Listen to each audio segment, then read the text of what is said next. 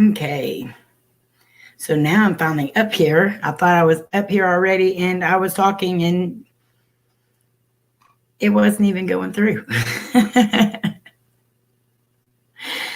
I'm having some technical difficulties, y'all. Y'all just have to bear with me real quick. My internet started messing up right before I went on. And then I was running around trying to get it to work. We have been having some bad weather here, so whew.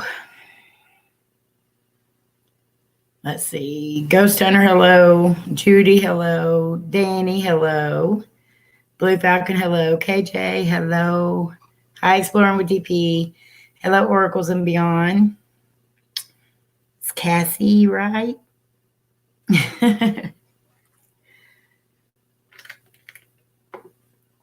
And Danny, I'm working on getting the links out to y'all. I apologize. Whew. I'm out of breath, y'all. Can you hear? Hi, Christina. Hi, Jim. Okay, let me get these links sent out real quick, guys. Let me find you, Danny. There you are.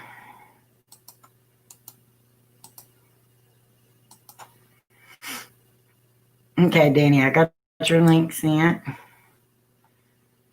Hey, buddy. Hey, John.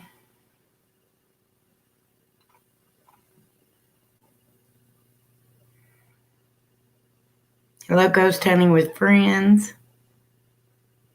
Sorry if I'm missing anyone.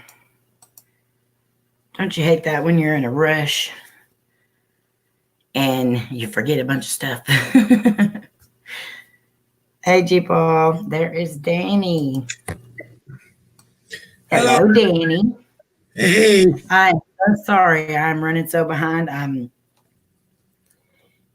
Every time I feel like I got something planned, something happens right before I start it. Well, of course, that's Murphy's Law. No exception to the rule tonight. That was for sure. That's it. Hey, everybody. How you going out there? How are you doing today, Danny? I'm doing pretty good.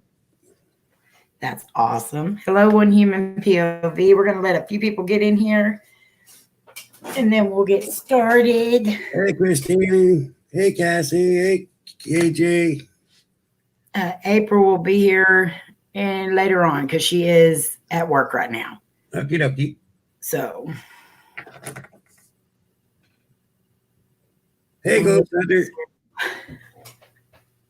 Ghost, you're so funny. Y'all make sure that y'all hit that like button and share this out. Tell everybody to come congratulate Danny. If y'all did not know, today he has been in the paranormal field for 51 years. So he is our paranormal guru.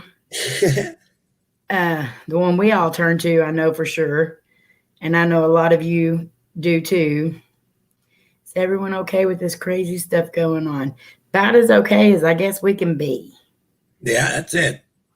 I know I'm not going to have any of the food that we like eating anytime soon. Thank you, West David.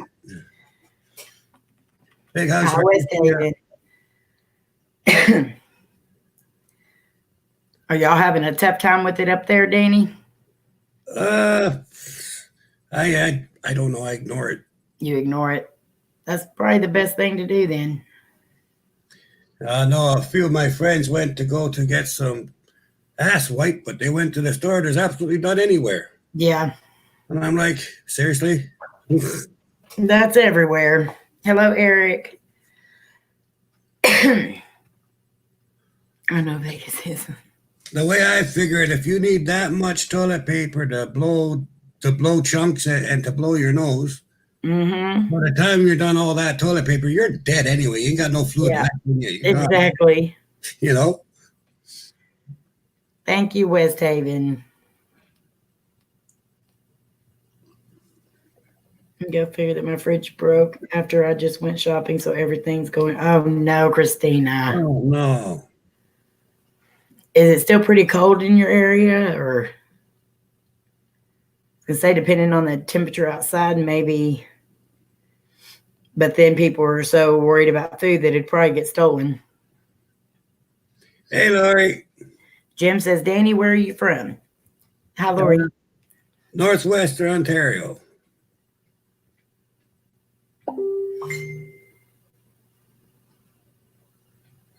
Okay, I gotta send out a couple more things real quick. Everybody's messaging me back now, which I love. Nice. Hey, Carlos. Hey, Lynn.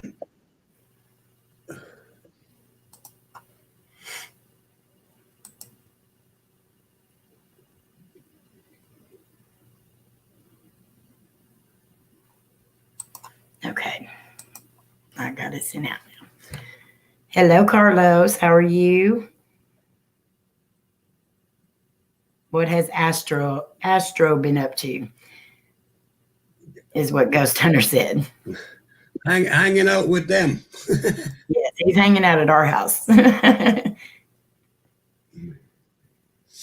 Laney loves talking to him, that's for sure. Oh, is that where it was invented? Here in Canada? No, afraid not. Hello, well, Lynn.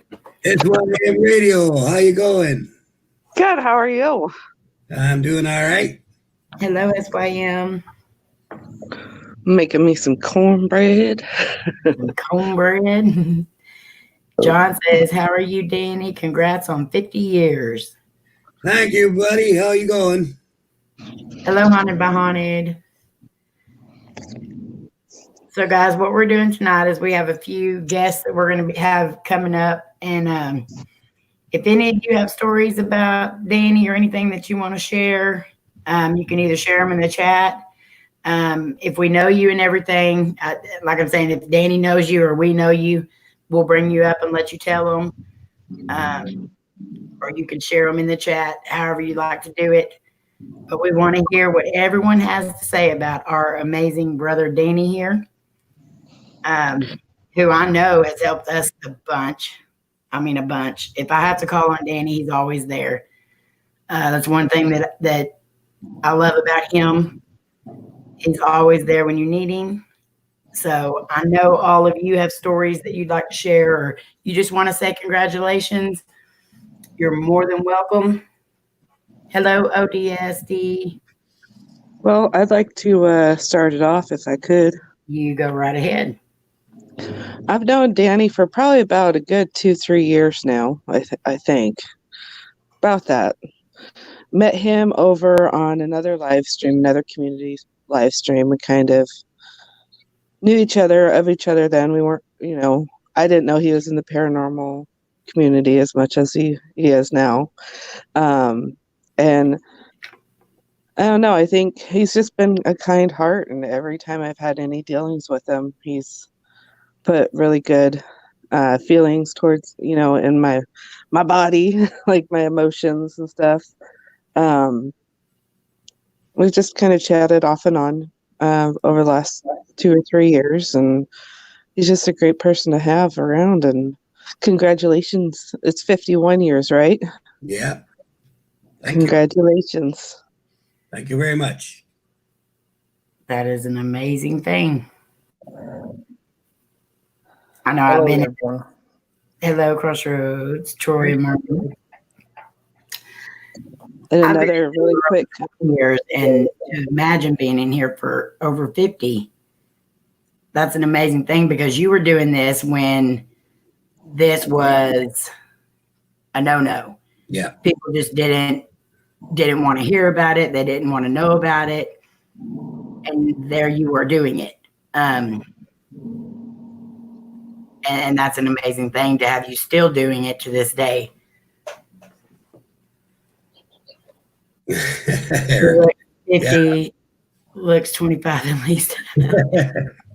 One of my fondest memories of you, Danny, is recently, it was just a couple months ago, you were doing a live stream, and I was just sitting back and watching them, because sometimes I'll just go in and watch silently. And you started talking about how rather than talking bad about other channels or other paranormal investigators or, just other channels in general. We shouldn't be doing that as a community, and we all should be thankful for how everybody brings their uniqueness to the table when it comes to investigations or videos that we do, and just support each other. And I don't know, that live stream just really resonated really well with me, and I appreciate you for doing that. Oh, thank you. I think that hit with a lot of people. The paranormal as a whole, the community is better off having people like Danny involved in it. That is definitely for sure. KJ. Hi, morning. KJ. Hi, sweetheart. Hey, KJ. I'm just going to send you, hi, just going to send you a message. Hurry up, coronavirus is chasing me. Yeah,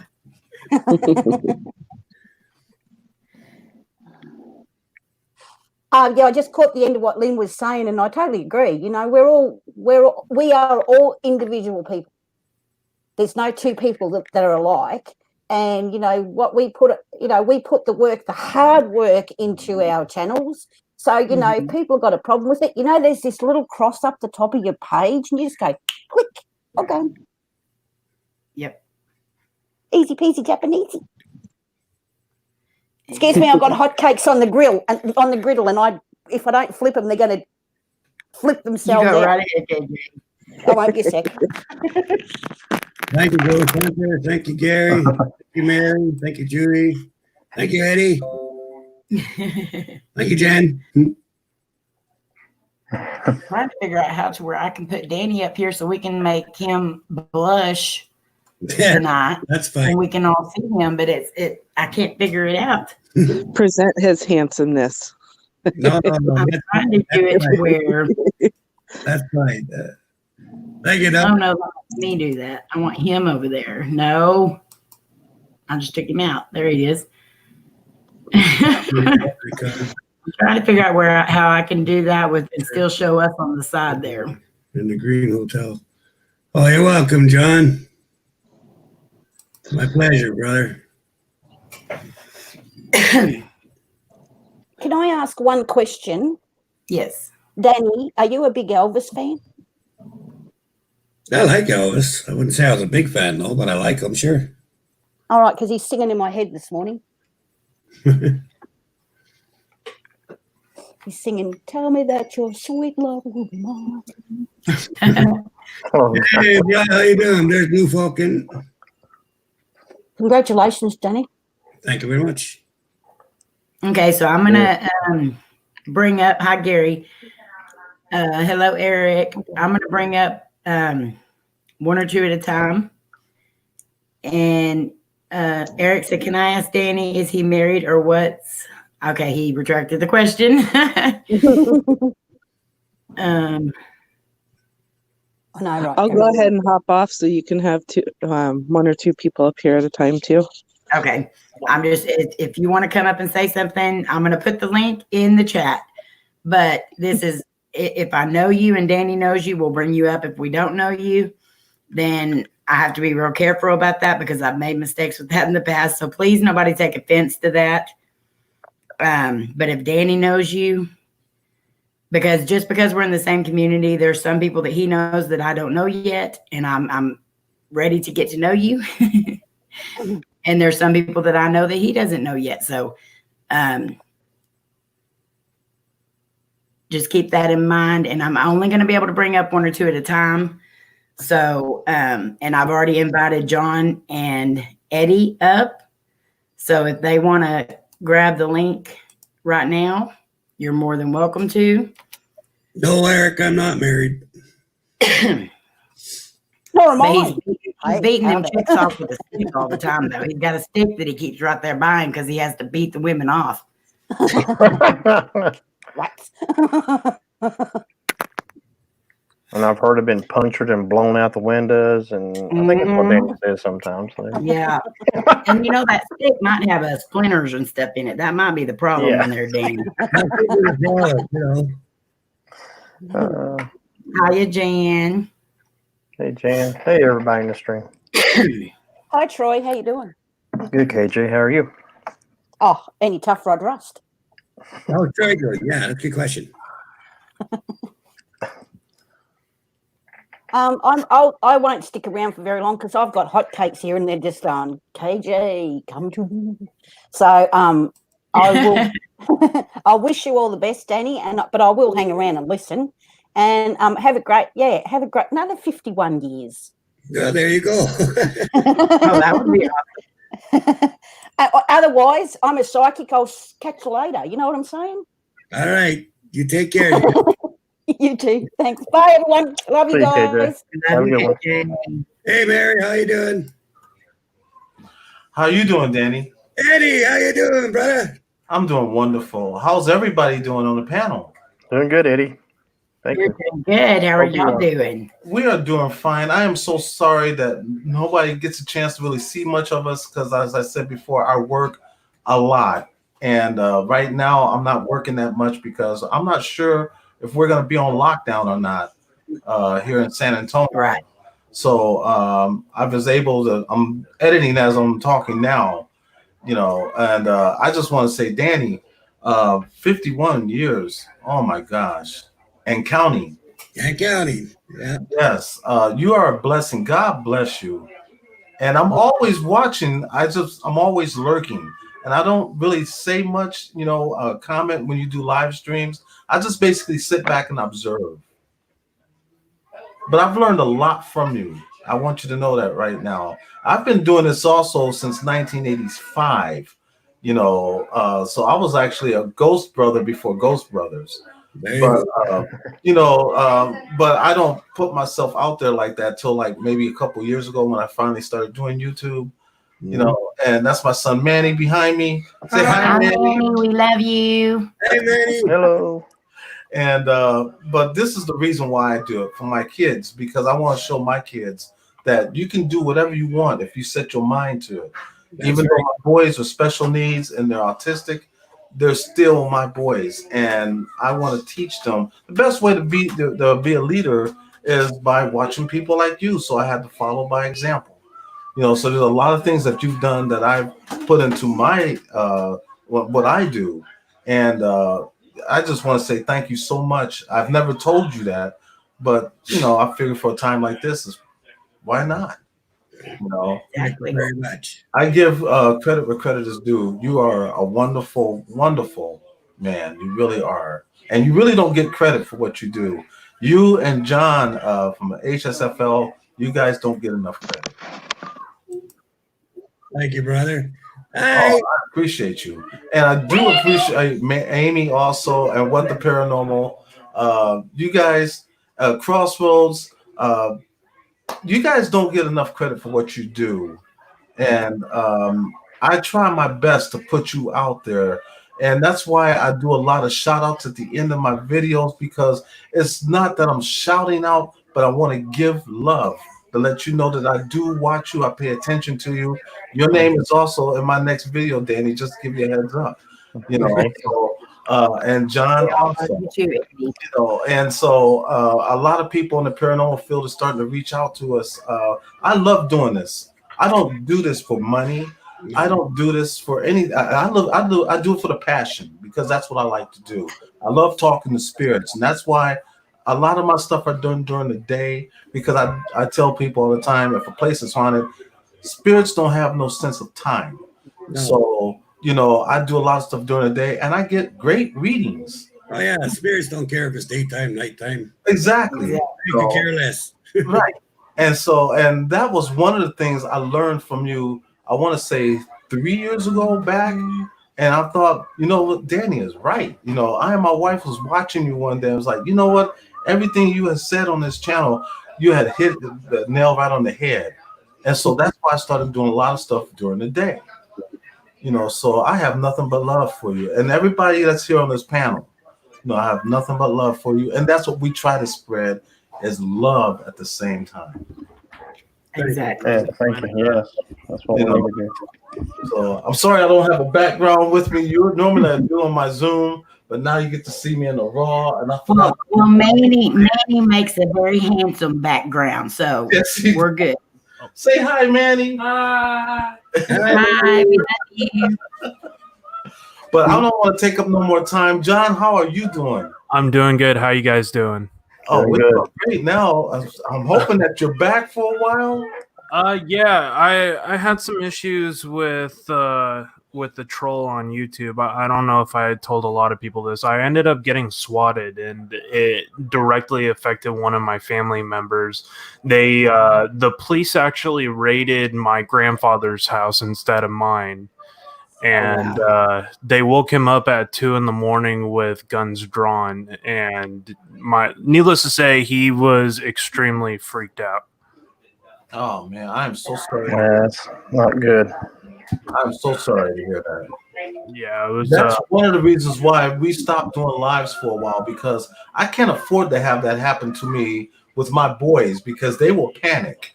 You know, they're autistic. They don't understand that. Right. So, you know, that's one of the reasons why we kind of laid low on the live stream, but we did start D Live. So Yeah. we've done pretty That's where I'm going to be doing a lot of my live stream podcast kind of stuff now, is going to be switching over to D Live here in the future. Same here. Same here. Unfortunately, there's idiots out there who like to ruin it for everybody. And so Yeah. pretty much my live streams are going to be on D Live, and my videos are still going to be put my new videos are going to be put on a new channel called Into the Darkness TV, coming out soon, guys, April 8th. We're really excited to start launching these projects, but we've actually had to cancel some of our trips because of the coronavirus. So we're being very careful of what's going on, because I have a lot of family members who have health issues and they can't afford to get it. Right. Same here. And I basically work at a hospital, so And I work with the public. I work at a dealership and deal with a lot of people, so it's like I don't want to put myself more at risk than I already am. same here. I'm a shuttle driver. I drive a shuttle bus, you know, for a hospital here in San Antonio, and so I don't want to put my family at risk. Yeah, for sure, man. It's Bugs. but Danny, congratulations on 51 years. That's freaking amazing in the paranormal field. It is, isn't it? I mean, that's I think we can classify them as a journeyman paranormal investigator, Good way to put it. Yeah. because he's been in the game for just about as long as Ed and Lorraine Warren have. So my hat's off to you, man. I've been doing this for almost 7 years, and I've had moments where I wanted to quit. So Yeah, there's been times throughout the 50 years where I wanted to toss in the towel, but it never works out that way, because just when I think, okay, I've had enough, I get a call from the diocese or from the shamans or from the druids. Look, we have a family where these kids are being attacked. You know, everybody's stuck in one bedroom. I can't let that sit there. You know, I agree. I can't let a child be afraid to live in their own house. right, Right?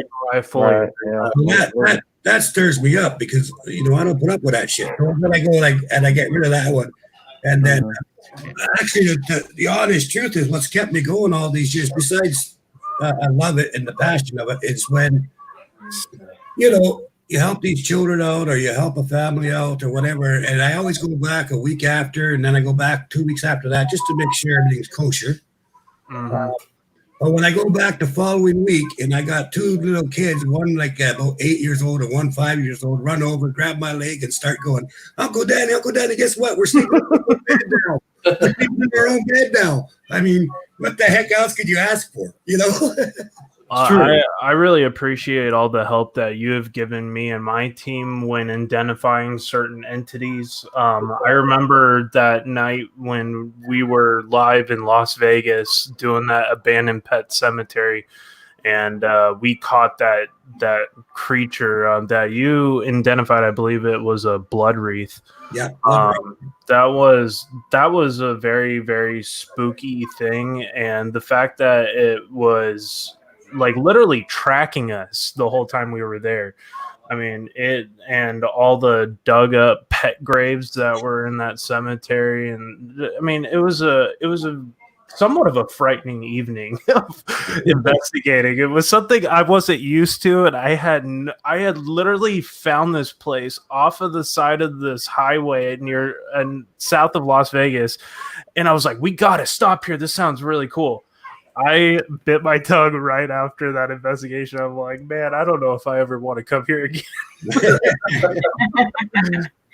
Thank you, Hensel girl. And she said, congratulations, Danny, Ghost King. High text. Rob says, congratulations, friend. I'm going to jump down. Okay, Eddie, thank you so much for coming up. Thank you for having me up, Danny. Keep it at it. Keep at it. See you, Eddie. See you, Crossroads. God bless you, Amy. Thank you all, John. Thank you all, everybody in the chat. Have a good day, and look forward to seeing you soon. Same here. Love you guys. I love you guys in the chat. God bless you. Eddie, we love y'all too, and thank you so much. You're very welcome. Always welcome. Well, I want to say thank you so much for having me on. If other people want to speak, I'll step down. And I know there's a bunch of people that want to congratulate Danny. Danny, you're awesome, bro. Thank you so much for your help in the past and probably in the future. So. I'll be here, man. You need me, I'll be here. Absolutely. Oh, by the way, I just wanted to say congratulations on that spirit box that you were working on the other day. We got a really good connection with Jason. Smokes. When I saw that video, Danny, I was tripping. I was like, dude, are you serious? That thing just moved by itself and it was pretty much in direct correlation to what was going on in my stream, just transferred straight over to yours. Yeah, and it was amazing. So, like, basically, I just wanted to say, if you had any doubt about your spirit box, I think your doubt's gone. Beyond a shadow of a doubt. That new spirit box, the new what they call, it has an unfortunate name. It's called the Demon Box, or the Devil's Box. It's the Radio Shack Tack Box by Time Lord, and for some reason, it's got this crazy energy attached to it. And I'm not the only person who has this box. Lou Rock has the same box, and I constantly hear his name. He hears my name on his. So it's like anybody who's associated with that one type of spirit box has this like crazy connection. I don't know what it is. It's not that. It's anyone who does spirit box, period. Yeah, that's true. When you're doing a spirit box, I'll have my spirits. I can hear my spirits talk through your box or through John's box or whoever. See, the spirits know everyone that uses a spirit box, right? Because we're a big group. Yeah. Spirits like to gab. Oh yeah, and I've heard Danny's name come over my box, God knows how many times. I mean, whoever's there, right? Yeah. Whoever happens to be online, they're going to go and talk because they need to talk. So right. Oh yeah, they're very communicative if you ask the right questions, and sometimes it's a little less active than others. Yeah. Lately, I've been testing out this new Spirit Box app, and it's been just started circulating on Android and on the it's called EVP Shifter, and it was created by one of my friends on Facebook, Keith Walden of Chill Seekers. Okay. And dude, that app is a trip. I was like playing some of it, and I was trying to do a live stream. It got dark so fast that people in my chat were starting to feel ill from me playing it. And I was just like, I started feeling nauseated for no reason. And when I turned it off, I was fine. Yeah, well, that tells you something. Yeah, I'm like, something really dark is coming through that app. Yeah. But yeah, no, guys, the paranormal field is live and well, and Danny is definitely a person to rely on for questions. He is probably one of the most brilliant people in the paranormal field, and I love running stuff by him. I feel like I'm his apprentice at times. I'm like, I have no idea what the hell I'm doing in this situation. Let's ask Danny. And he always has a really good answer, and I always trust in what he says, and you guys should too. I get on Lou's I get Lou on my spirit box, it freaks me out, right? I mean, it's wild. I get Lou Rock probably every time I turn on my spirit box. They know him really well. But yeah, no, Danny, thank you for the help also at the Green Hotel. I think it was the apparition of the lady who was by the door, as we dubbed her, the ceiling fan ghost, because she kept moving the ceiling fan. You thought it was more of an elemental spirit, which damn well could have been. I don't doubt you for a second, just because it didn't look quite human, but it had some human features. So I mean, yeah, that one was a trip, and I think we also talked about when I did the Charman of Ojai location and that elemental fire spirit in the back that you were mentioning, and I totally believe that too. But yeah, guys, thank you so much for having me on. I really appreciate it. And Danny, Amy, much love, and thank you so much. Thank you for coming up, John. Thank you, John. Take care. Take See ya. care. You too. I put the link back up there for Blue Falcon. He had to restart his computer. Okay. Hello, Adriel. Hi, Tex. I have somebody else here who wants to say hi. Hi. You can't talk louder than that. Hello. Hello.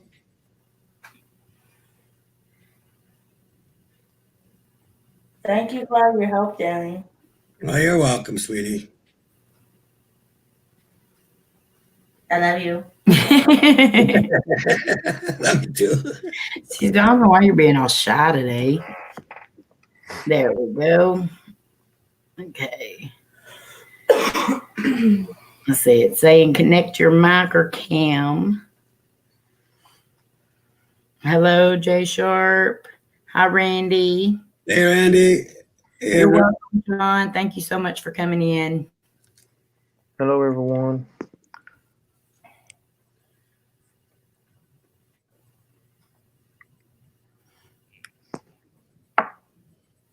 I was saying for him to connect his camera or mic, and then it dropped him out. So, yeah, I think he's having trouble with his computer. Probably as much as I was a while ago. And StreamYard is iffy anyway. You're welcome. You're welcome. My town, anytime it rains, we have trouble with the internet. I don't know what it is, but we'll have trouble for days. Hello, Spirit Stalker Afterlife. Yeah, hippie's good getting me coffee.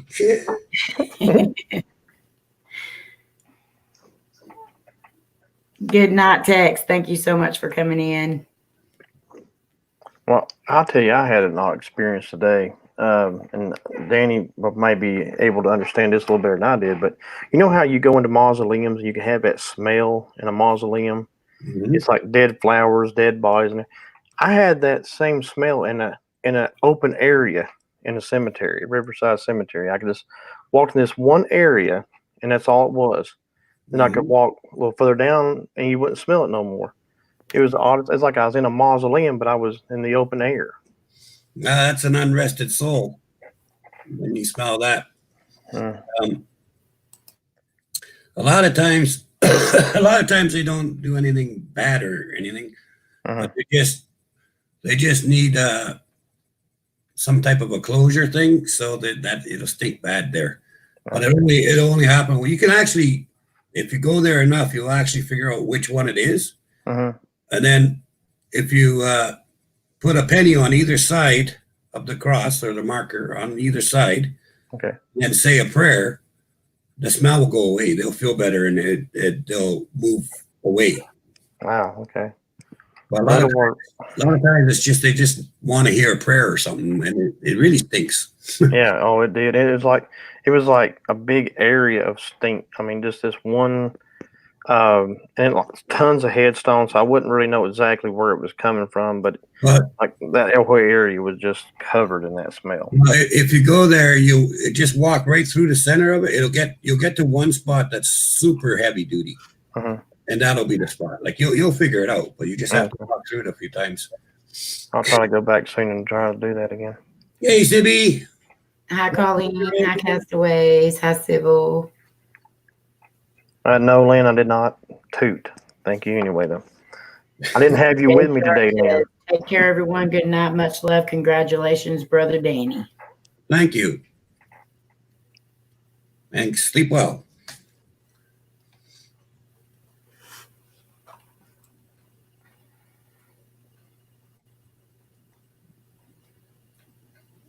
Okay. I'm not sure. I know Rob said he would be back here in a minute. And a few, he's at work as well. And I know April wants to say a few things. StreamYard is not liking me. I was going to say, boy, if I could. That thing can mess you up sometimes. Like the first time we ever started using StreamYard, poor old Amy set up on our live stream forever because I could never get connected back into StreamYard. Amy was hosting everything, and here I was and then I just had to, I think we shut it down, had to start over. Yeah, I had to restart it. Yeah, it was weird. Yeah, you got to click that little camera and microphone before you click enter room. Yeah. Smash that like button or send toilet paper, your choice. Do both. Congratulations, Danny, said Jim the Explorer. Thank you very much. Have a good night, Jim. Night. Hello, Mary. Hello, Dad Perfect. Sybil's Practical Living and Prepping says, congrats, Danny, on the longevity of being in the paranormal field for 51 years. Thank you very much, Libby. Big hugs. That is truly amazing. It really is. Okay, Ghost, I got a few before you, and then I'm just waiting on them to come in. I usually don't have a problem either, Judy, with StreamYards, but sometimes I do. Sometimes it really likes to push my buttons. But today, with my internet.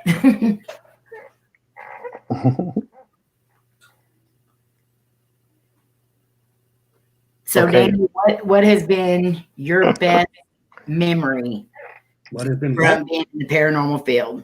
What has been my what? Your best memory, like the thing that stands out in your mind the most. I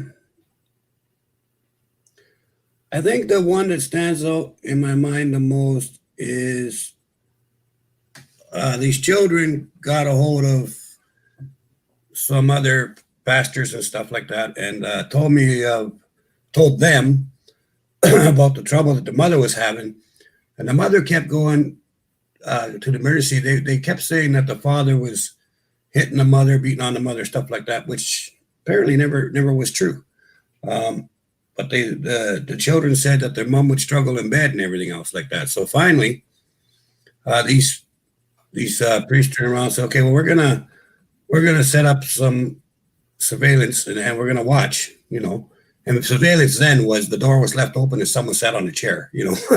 Right. Well, anyway, yeah, sure enough, she started kicking in her legs, including her butt. Okay, so basically, her shoulders were on the bed, but the rest of her went up like this and slammed onto the bed. And then she woke up and she screamed. So they said, "Okay, we got to do something about this." So the next night, I wasn't actually supposed to go there till the following day, but I got a call I was up at my nan's house, and I got a call, and they said, "You got to get your butt here now." So I went down there, and she was lying in bed. The kids were, you know, screaming and running around the house. I said, "You guys go sit on the couch." So they sat on the couch, and I went to the bedroom, and you could see around her neck rope. You know how if you take that nylon rope or whatever and you put it around, how it sinks into your skin? Mm-hmm. Okay. Well, you could see the rope right inside her skin, pushing her skin around like this, you know. Oh, my. But there was no rope. It was invisible rope. So I put my finger in between there, and it was almost impossible to get my finger in between where the pressure was. I could feel it on my fingers. The rope felt the rope actually around my fingers. And I got my knife, in between my fingers and the rope, and I cut the rope, right? And it felt like I had literally cut through the rope, but there was no rope there, obviously. And then all of a sudden she went, took a breath and sat up. Well, so obviously we got everybody out of the house. And then I did a session there to find like what's going on. Well, it turned out that house was built right on top of a native guy's grave. Okay, now the people that built the house in the first place, apparently, they found the bones, but they didn't want to report it, so they went to the backyard, they dug a hole and threw the bones in there and covered it up, and that was it. And then they put the house right on top of where he was resting, right? So obviously this spirit was very pissed off.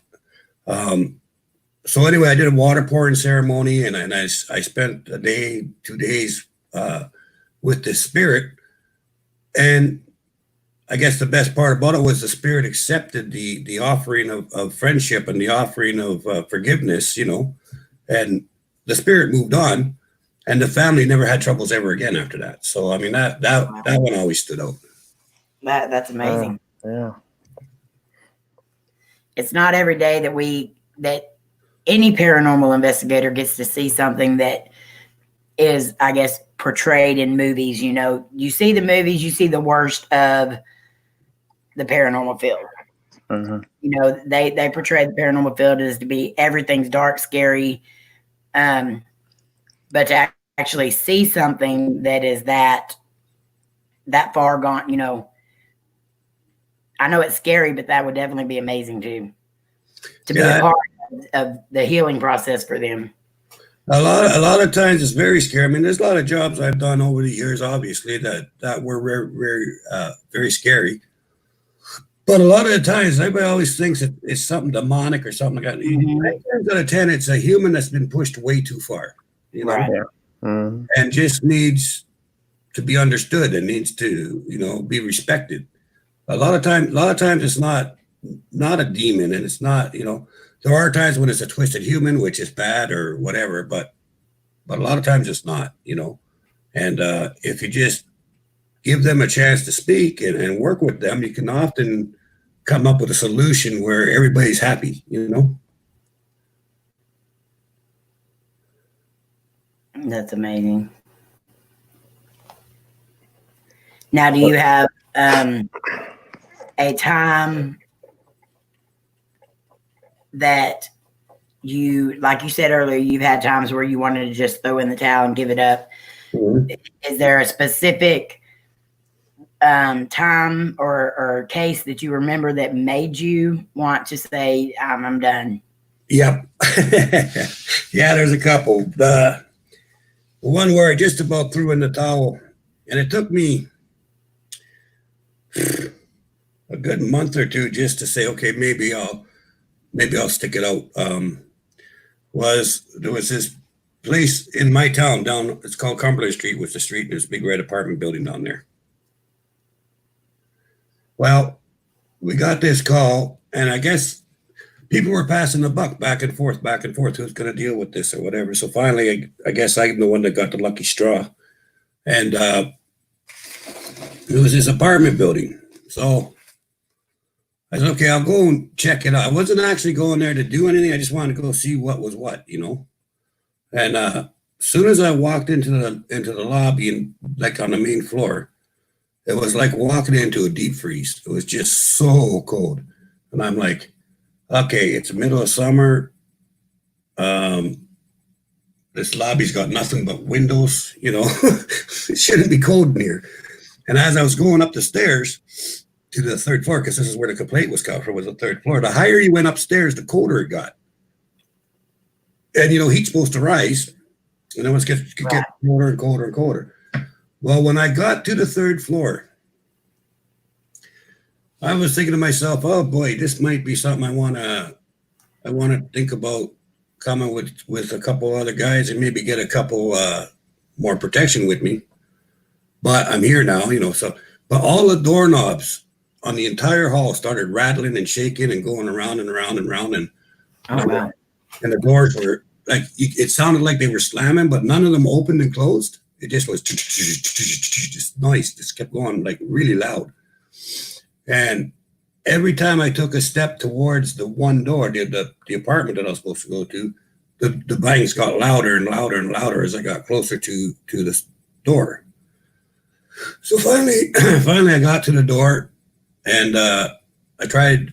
I knocked. I tried to open the door. I couldn't get the door to open or anything. And then finally, one of the pastors that were already there, he opened the door up, and he looked at me and he says, "Good, you're here," and took off. Just buggered off. And I'm like, "Oh, this isn't good." So I went inside there. Anyway, it turned out there was a couple living in there, and they were into something that was, I don't know how many people know this thing is called Eckankar. Now, it's a type of witchcraft, but it's neither good nor bad depending on how that person is and what they're dealing with, like how they come about it, right? Well, apparently these two were making deals with demons to become stronger at using this type of magic. Oh, wow. Of course, now they both are highly oppressed by these demon spirits. Mm-hmm. Well, we started to take care of it, like trying to stop it from getting any worse. And then I was thrown from the bedroom, through the bedroom door, and right through the kitchen wall, and landed on my ass. Went right through the drywall, everything. Like, it just threw me like I was nothing. So I was like, oh, shit. Of course, then I say, Astro, whatever. So we went back. I went right away, got back, because you can't show fear, you can't show loss, or you're screwed. So we went back in there, and like 6 or 7 hours went by, and we're fighting with this thing. I did get thrown out the window, which wasn't very fun either. Then I came back inside, up the stairs, but eventually we got rid of it. And then I went straight to from there, after I got that done, I went straight to the diocese and everything. And I said, I think I'm done, guys. I think I've had enough, like, you start getting thrown out windows and through walls. I mean, it's time to think about quitting,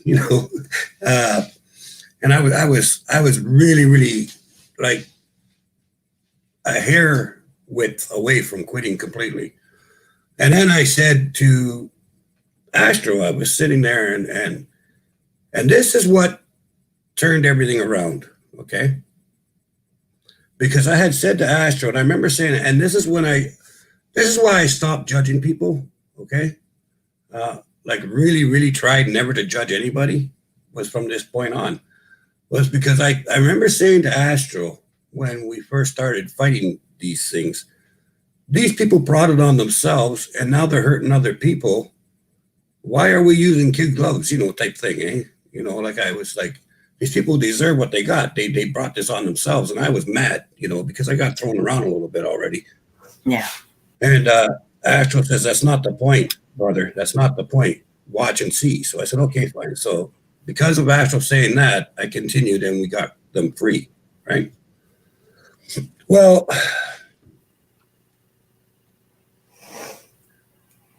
I really felt I learned a big lesson, because these people that I thought were pretty much garbage, that was my opinion of them, to be honest.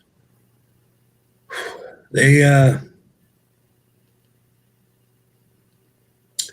turned around after that, changed their religion, and they started a soup kitchen feeding the homeless and the vets on the street. And they also started a clothing place where people could drop off clothing so that they give to the homeless and the veterans, or if anyone needs clothing or anything. Mm-hmm. And never charge a dime for anybody to come and eat or to come and get clothing. And they ran this out of their own pocket. And they're still doing it today. Wow, that's great. Right? So, and that told me, like, you can't judge people. You never know what goodness is inside of everybody. Mm-hmm. That is so true. And I've always felt that way with the spirits. Like, even a dark spirit can be turned around, but for some stupid reason, I never gave it much thought when it came to people, because I worked so much with the spirits that, Anyway, these people turned their life around, and they are well loved in the community now. I mean, they've been doing this for years. So I guess that was the time. That Mm-hmm. would definitely be hard to deal with, but the outcome of it was amazing. Yeah, and that's what made me say, okay, it's worth the bruises, right? Mm-hmm. To see my like I was beat up after that one. I'm not gonna lie, I was hurting.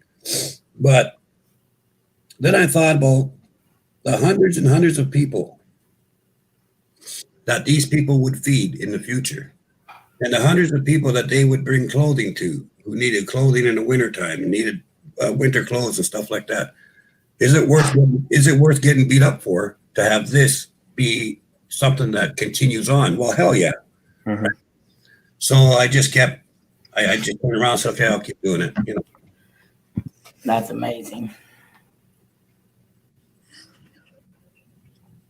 And it's the people like you that help people like that we need more of. Mm-hmm. Well, and see, what bothers me is there's so many new young people trying the paranormal. I know Danny can talk to this probably better than anybody. Do not entice the spirits. I don't care if it's a demon or not. Do not. They try to. Sometimes they try to reenact things too to try to bring spirits. Now, if you've been doing it for a lot of years, you know how to handle things. But if you're very new at this, start off slowly. I'm sure Danny could tell you how to really get started if you're new to this stuff.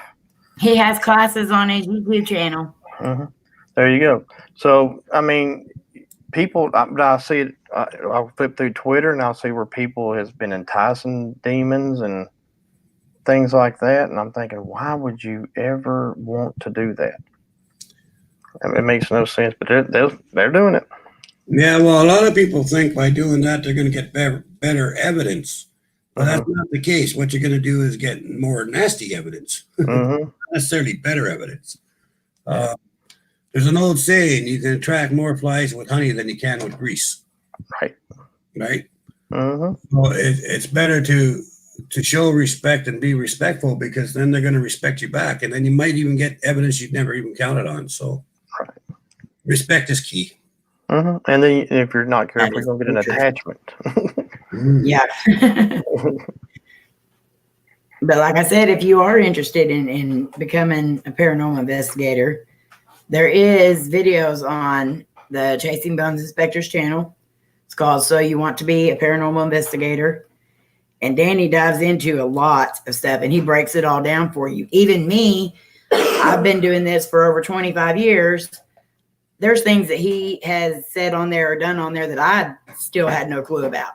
So he also teaches you how to make your own equipment out of stuff that is laying around your house. You know, we haven't always had this amazing equipment that we have now. And like me, it took me years to gather up all of my equipment. So if you're just starting out and you want to know how to make your own equipment and stuff, go watch some videos, because he shows you a lot of interesting things that blew my mind on. Some of them, it's like, oh yeah, you could do that. And a whole lot cheaper. So definitely go check those classes out. If you are, even if you've been in this field for a long time, go check it out, because I guarantee you're going to find something there that you did not know. Right. Hey, Short Fry. Thank you, Christina.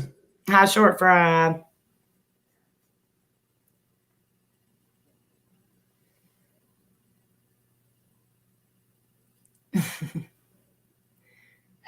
Evidence without doing anything except turning on the spirit box and talk to them like normal. Exactly. Mm-hmm. Yeah. I always say the best tools for any kind of investigation is your own senses. Yeah. Hello, Shonda. Well, and the reason why I brought this up, and I can't remember what I was watching. It was I think it's either YouTube or maybe I was watching a show. But anyway, the guy, and it seemed like he was still fairly new at what he was doing, but he kept telling the spirits, take my body, I'll be your vessel, and I thought, yeah, don't Wow. do that. You don't want that. You are very new if you were doing that. Yeah, I'm thinking, why would you do that? I mean, Thank you, Don. that's scary stuff.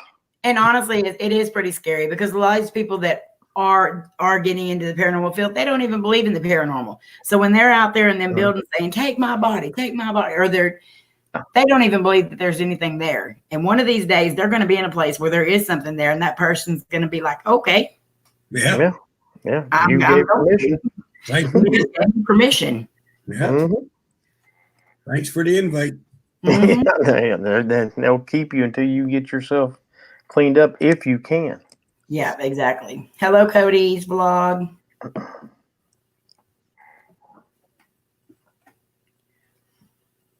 Paranormal interests me and will go with seasoned investigators. Would not do myself, at least not yet. See, and that's the smart thing, Sean. Yeah.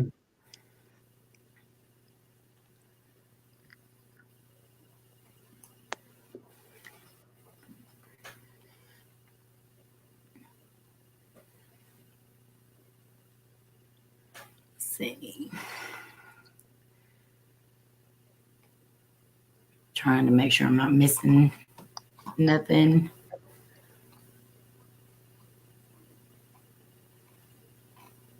Do you think that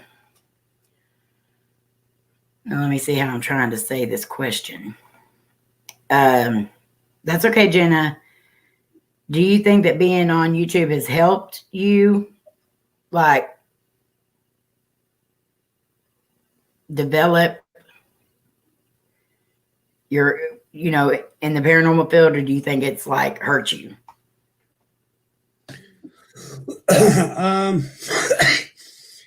It hasn't hurt me.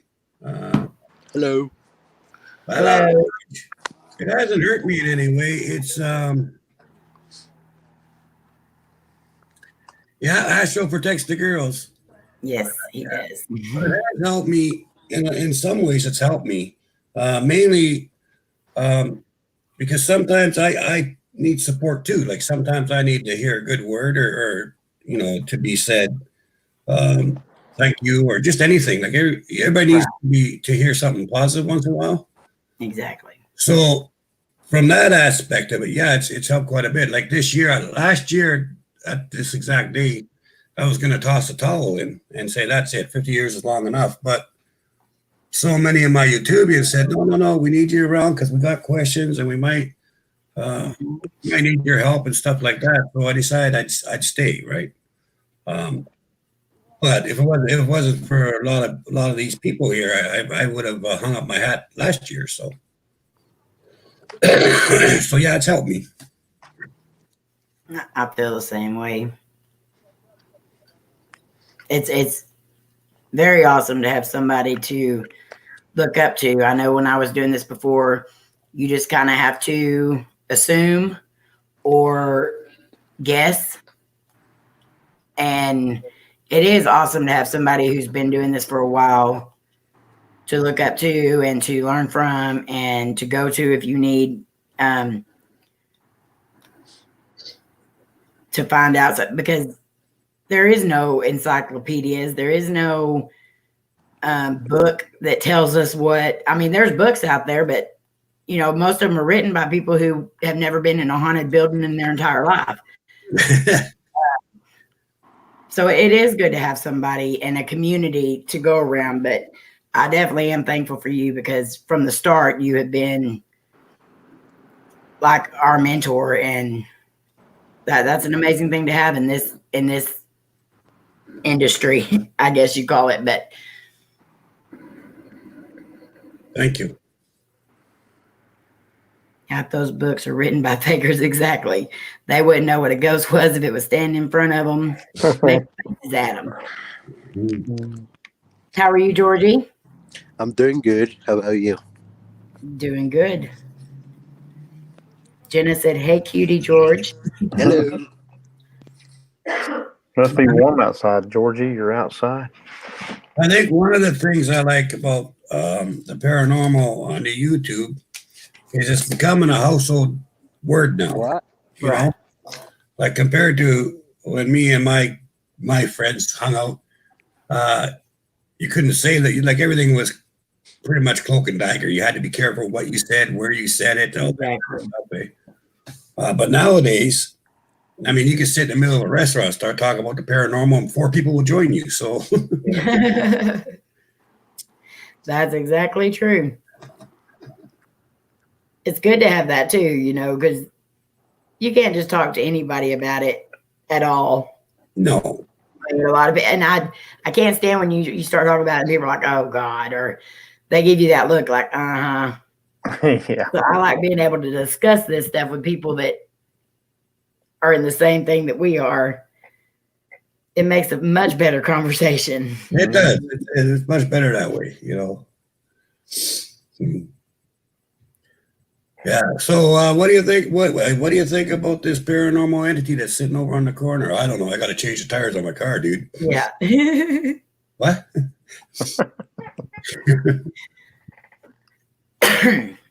And you know, and it's good too. Another thing that it's good, you know, for us because, you know, Lainey started developing her gifts when she was, I know she was born with them, but at around the age of 2.5, almost 3. And me and her dad both have always supported her in that. You know, we've always known that she had those gifts, but it's also good to have people like you and KJ, you know, people that know more about it so we can guide them in the direction that they need to go in.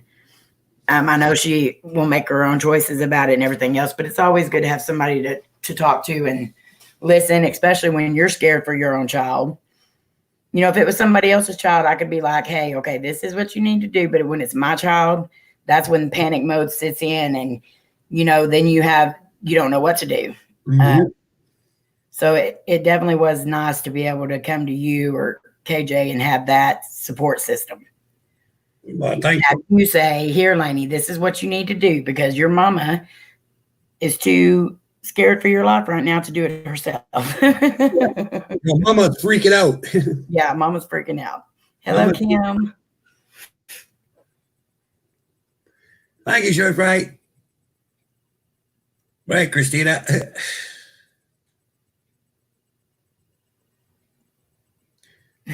Christina. Knowing what you were talking about. Yeah, it's definitely good to have somebody that knows what they're talking about. Colleen says, Danny, you can say how you helped me deal with the spirit that pushed me if you want to. Basically, I told Astro to sit. He does that a lot. Astro didn't like that spirit pushing you, and I didn't like that spirit pushing you. So he looked at me, I looked at him, and we both went, yep. And that's pretty much it. And then, of course, we told you, you know, how to deal with it yourself and how to do the confidence and things like that. And you did fantastic. I can't take credit for how you stood up to that because that was you that stood up for it.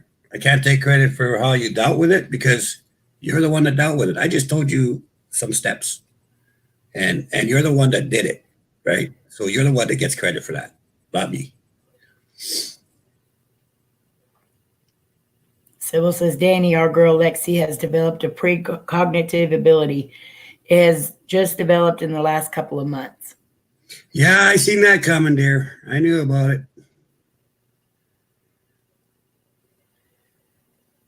Well, she gets that from you, I think.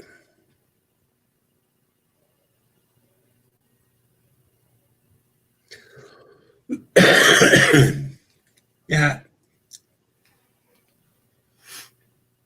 Astro's kind of taken on quite a few friends lately, too, so. Mm-hmm. So very true. So how long has Astro been with you? All my life. All your life? Yeah. Right from the get-go. The first thing I ever remembered ever saying to Astro, and I think this is why he liked me. I was about 5 years old, and he was sitting up on this branch, and he decided to take the appearance of a gargoyle for whatever reason, because he can be whatever he wants. And I looked up at him and I said, "What are you staring at, dumbass?" Or something like that, you know. Some stupid comment like that. He looked at me and chuckled. He said, "What'd you call me?" I said, "I don't know, whatever it was, doofus or whatever the word I was used." Eh? And then he laughed and he jumped out of the tree and started walking with me along the beach, and that was it. I could see little 5-year-old Danny doing that. You know, they've just been buddies ever since. So I guess Welcome back, AJ. I guess he thought it was funny that I just said, "What are you looking at?" You know, but I didn't do it like cocky. But I was like, "What are you looking at, dum dum?" You know, stuff like that. Confident. Yeah, and he just chuckled at me anyway. Of course, he could have squashed me like a bug if he wanted to, but he never. Oh yeah.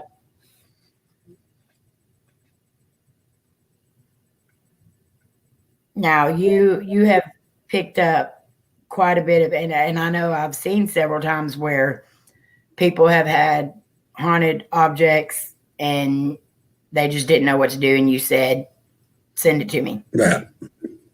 I'll take care of it." Yeah.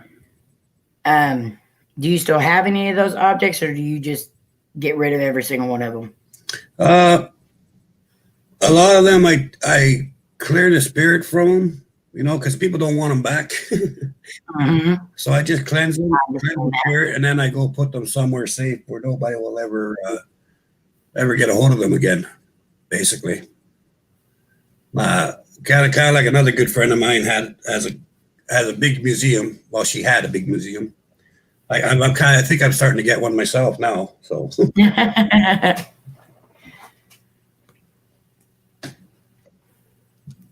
I imagine so, because I've seen you several times take on that. I guess what they would call a burden, and you just take that from them so they can be safe. So, have you ever got anything that was extremely bad? Oh yeah, I got a couple that were really bad. One was there was a wraith attached to it. I was like, seriously? No wonder this person was having a shit day. You know, like Right. what the hell? You know, yeah. So I mean, I got rid of that one. That wasn't, but I know it. It amazes me the things that will attach to different things is more than you know, like it's like, well, why the hell would you attach yourself to this? You know, like of all things, you know, why this? But then you find out that, like in some cases, like in this one case I'm talking about, the wraith was actually brought to the guy that owned the item. Right, like he basically summoned the wraith to come to him, and they made some kind of a deal with each other. And then, but his blood was on the item that was given to me, and I was like, oh, okay.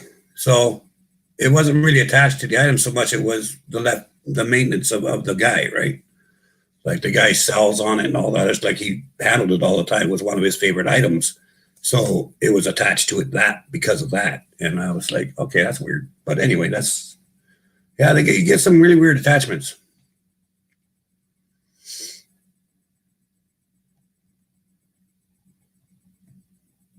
He had a haunted burrito done. That's terrible. Oh no. Me too, Native. I could listen to him all the time. Well, Amy, I know you got other people to bring up. I'm going to hop off and get ready for the bedtime. But anyway, thanks for having me up. Well, thanks for coming up, Troy. And we'll see you tomorrow night, Troy. Tomorrow night, yes. Please tune in, 10 o'clock. Bye, bro. Bye, Georgie. Love you all. Danny, thank you for all you do again. And everybody have a good night. You too. You too. Love y'all.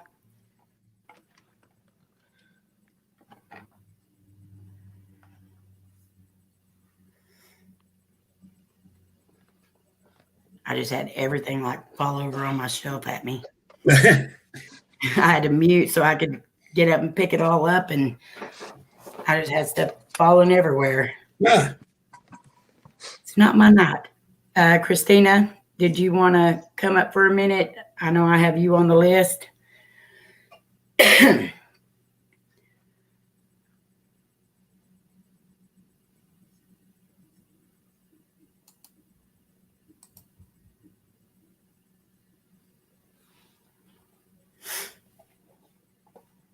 And I have a list going of people who want to come up and say something. Some of them still aren't here. Should be coming in.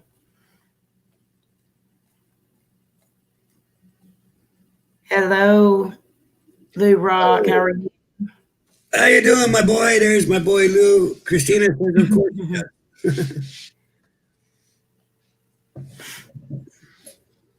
Lou, you're on the list as well, so you're more than welcome to come up if you wanted to and say something to Danny. It's your birthday. No.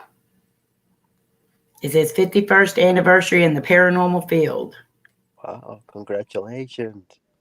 Thank you, buddy. Danny. Danny. I'll be right back. I got to grab the phone call. Okay, Danny. It's my mommy. The way he said it, it's my mommy.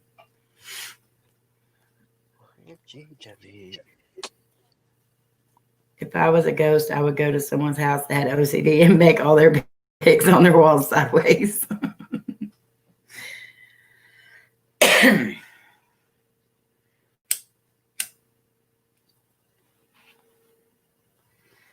But you guys, I am putting, if you don't have Danny, which I know most of you that are here have Danny already, make sure you go and show his channel some love. Go over and hit the like button and leave him a comment telling him congratulations.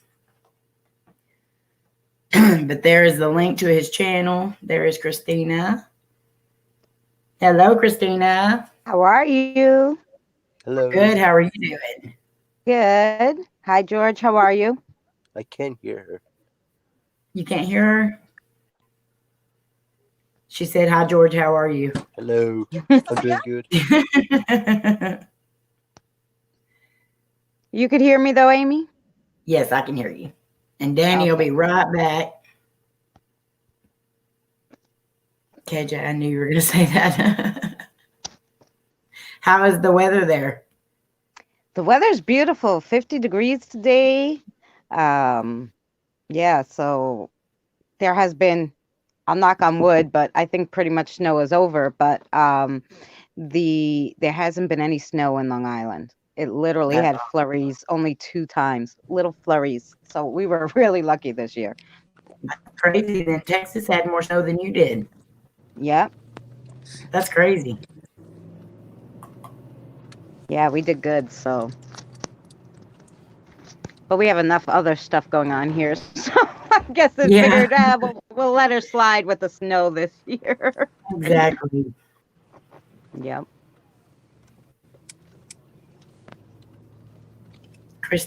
Don Burrell says Christina always looks so cute. Ah, thank you, Don.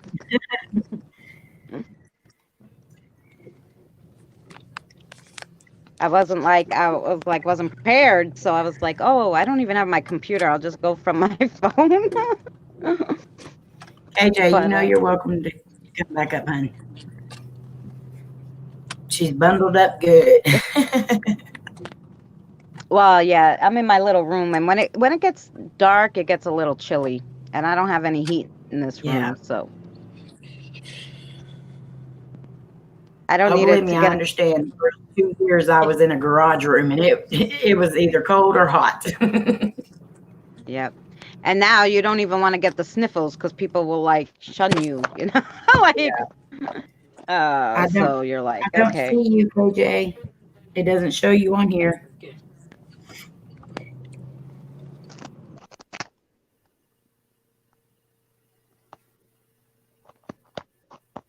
Okay. I'm in Texas and we have a thunderstorm now. Just came in. Yeah, it's been raining here off and on for the last 2 days, and we've got rain coming for the next week. Oof. I love storms. But I love them in like split up. I don't want them all in 1 week. Yeah, because then you get the flooding and stuff. Yeah. I like storms when I'm sleeping. So Yeah. I have to walk in them. I love it when it's storming when I'm asleep. But here in this apartment building, I mean, it's got to be thundering really loud or raining really hard for us to hear it. So, Okay, I'm back. welcome back, Danny. Hey, Hi, Christine. Danny. Hello there. How you doing? I'm good. How are you? Still kicking, just not as high.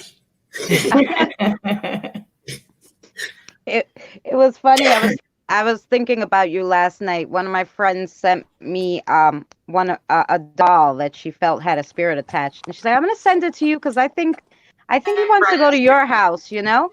So I said, "Okay, send him." So she sent him, and how are you, KJ? I said, okay, send him. So she sent him, and Echo. Sorry. Hello, my granddaughter. Mwah. how are you, hon? So yeah, so she sent the doll, and I was doing the spirit rods and asking some questions, and I had a whole bunch of questions I was going to email you, and then the doll was like, basically, told me that the girl who sent it really needs help. So I'm like, you know what? I'm gonna save what I need, and I'm gonna. She has surgery tomorrow, and I think her illnesses are all due to the house. But she'll hopefully everything will go well, and she'll be out in a week. And I said, okay, then I'm gonna. I told her today I'm gonna tell Danny, and you have to let him help you because there's something wrong there. The spirits don't even want to be there. When the spirit doesn't want to be in the freaking house with the thing you got in there, you shouldn't be. I have something like that here, and it does get bad. So I mean, if they're trying to come to my house, hey. Yeah. Yeah, that's not good. When the Yeah. spirits want to bail, you got problems. Mhm. Yeah. So very true. I've got this buy, swap, and sell on Facebook, and I was scrolling through, and there was this doll on there, right? I took one look at the doll, completely shut down Facebook, turned off my phone, and switched the light on. That's how yucky she was. Wow. Yeah. I'm like, I don't. If anyone buys that, might be me. Might be me. I don't like dolls anyway, so I won't buy a doll. If someone even wants to give me a doll, I'm like, oh, why don't you just donate it to the hospital, to a nice community. Because I just don't like dolls. That's my thing.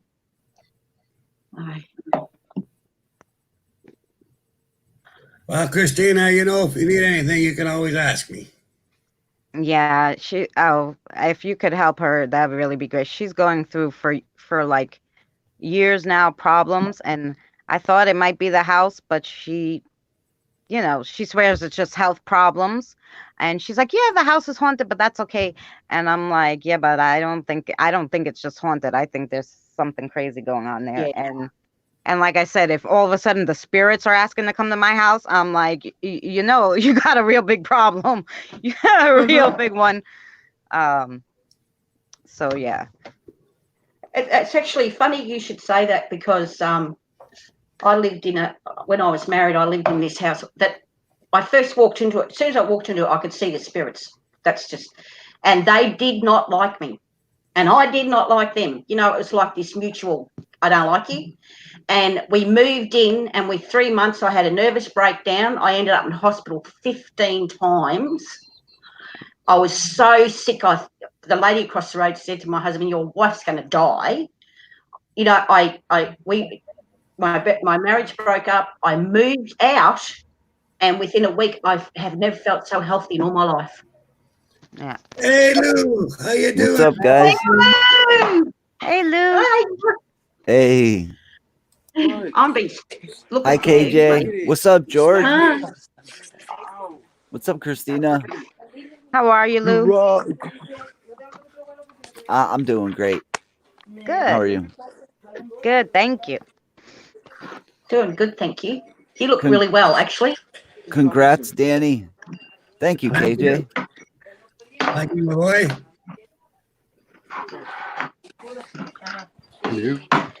So 51 years, huh? Yeah. Long Wow. time. That's like When are you 10 going to write a book, Danny? that's like 10 times as long as I've been alive.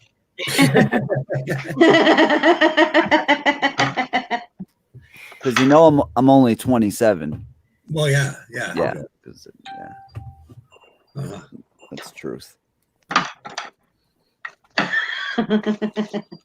Yeah, surely. Totally.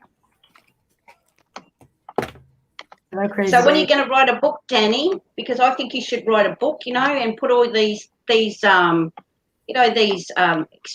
in a book. Especially, like you're saying, for young people starting out, it'd be like the Dummy's Guide to a Paranormal Investigator, or something like that. That's actually a good idea. No, I'm not gonna write a book. I'll teach all my YouTubians the stuff I know. I'll put them on my channel, and stuff like that. Mm-hmm. You could get a ghost writer, Danny. Or any book, Because some of the experiences that you have, I've kind of walked beside you with experiences I've had myself. With like I had to clean out a house once. I cleaned it out. It was gone for 3 years, and then I got a phone call from a friend of mine. It pushed her down the stairs, and she broke her neck. But I cleaned the place for 3 years, but it actually came back. So that was pretty sad. I'm in desperate need of something here. Something there. What are you looking for? No, I just gotta clean or cleanse the house or whatever it is. Yeah, we'll take care of that. Yeah. I'll help you get rid of that. Yeah. Question. Is it a norm for things to actually physically move? I've had stuff physically move, yeah. It's not a norm. It depends mostly on the strength of the spirit. But yeah, On the spirit, yeah. Spirits can move stuff. Poltergeists can move stuff. So depending on the spirit, yeah, it could be normal for certain spirits. It could be normal for certain poltergeists, but My mum always moves stuff. Always. That's how I know my mum's there. Things disappear and turn up in place, and I know it's my mother. But she was a very strong in life, and so she's a really strong spirit as well. Just actually like 10 minutes before I got up here, something flew over there in that corner. And one thing that happens a lot is I'll hear the door jiggle, and sometimes even a knock. Okay. And then I'll go and I'll open the door and I'll look upstairs and there's nobody there. And that sounds like a poltergeist. One day, okay, it was first thing in the morning. Now this possibly could have been somebody messing with me, but I'm not too sure of that either. Somebody just walked in my room. They didn't walk in. They opened the door and I look up and there's a head at the very top of the door, not where somebody's head would be if you were standing in front of a door. And it was a hooded figure. And I got up and I was like, who's there? And they closed the door and I got up and ran over to the door again. Nobody there. Yeah. Wow. Well, that's probably someone that's been camping at your place for a long time. Oh yeah. I have my suspicions on what's there. But we'll when we get a private chat, we'll work through it. Yeah, I've got some ideas on it as well. Yeah. I mean, it's to the point where, I've told you my children don't want to sleep in certain rooms in the house. Yeah. Yeah. The youngest, the baby. This didn't have to do with this house, but I was holding the baby one day, and we're looking out the front window, and she points across the street and she says, "That's the Cuco's house." Now, Cuco in Spanish is ghost. So she says, "That's the Cuco's house." And I'm like, who told you that? And then she said, "The Cuco told me." And then she said, "The Cuco, she said it's a she. The Cuco, she scratched me with her nails." Oh wow. Oh, wow. And I would not put this stuff around my children. I was actually lost on how she came up with this stuff. And so it was kind of scary. She's 3 years old. So Oh, wow. Well, see, because they're more innocent, I find, because my children, like my grandchildren, are under the age of 10. Jojo. They've all got psychic abilities, so they see stuff. So it's her innocence that opens her eyes to different things. That's what I say. I don't know how Danny thinks, but that's how I. But anyway, Lou, we got to take care of this thing. Like I told you last week, this is something that has to be dealt with before it gets too strong. Yep. So the next day or two, we should, get at it. Eh? All right. Yep. Whenever you're available. Okay, because we want to get rid of that thing. I know what it is, so I know how to deal with it. I know exactly who it is. All right. Awesome. Cool. I'll leave that with you then, Danny. I'll pull back. I walked into him. I went for a dream walk, and I walked right into him, and I saw who he was and what he's all about. And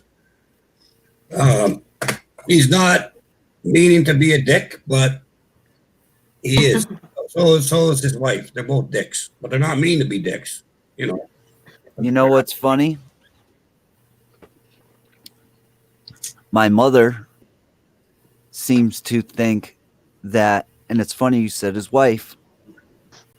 My mother seems to think it was because the man who sold us this house, his wife, she passed here. Well, he ended up taking the house from her, and it was her first husband's house. Mm-hmm. And so my mother seems to think it's her first husband that is pissed off about his house. That's a possibility too. Yeah. Yeah. It's funny that you said his wife. Yeah. That's.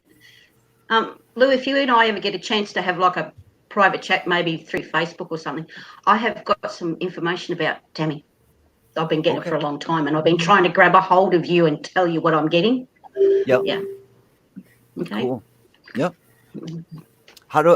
Twitter or something? Well, I've got you on Facebook. I'm Karen. Okay. I sent you just send me a DM just before.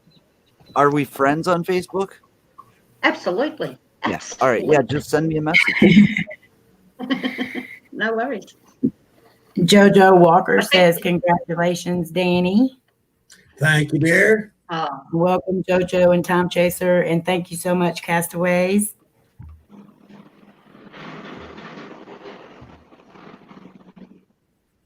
And I think Time Chaser has a question, but I'm waiting on him to post it. Actually, I just sent you a DM probably 20 minutes ago. What I think is amazing is everyone is good in their own ways. Like everyone has different abilities. Everyone has different ways of going about stuff. And so if your way isn't working, you have such an awesome community to go to find somebody to help you. That's an amazing thing. Yeah, there's lots and lots of people, and all you got to do is, when you're developing your own thing as you're going along, and I still do this, right?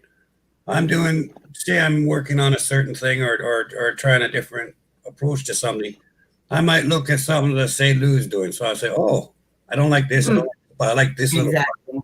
So I take that little part I'll add it to mine. And I'll say, oh, Christina, no. Oh, I like this little part. So I'll take that little part. And you can build your own way of doing things by just adapting what is useful to you, because everybody's used to different things, right?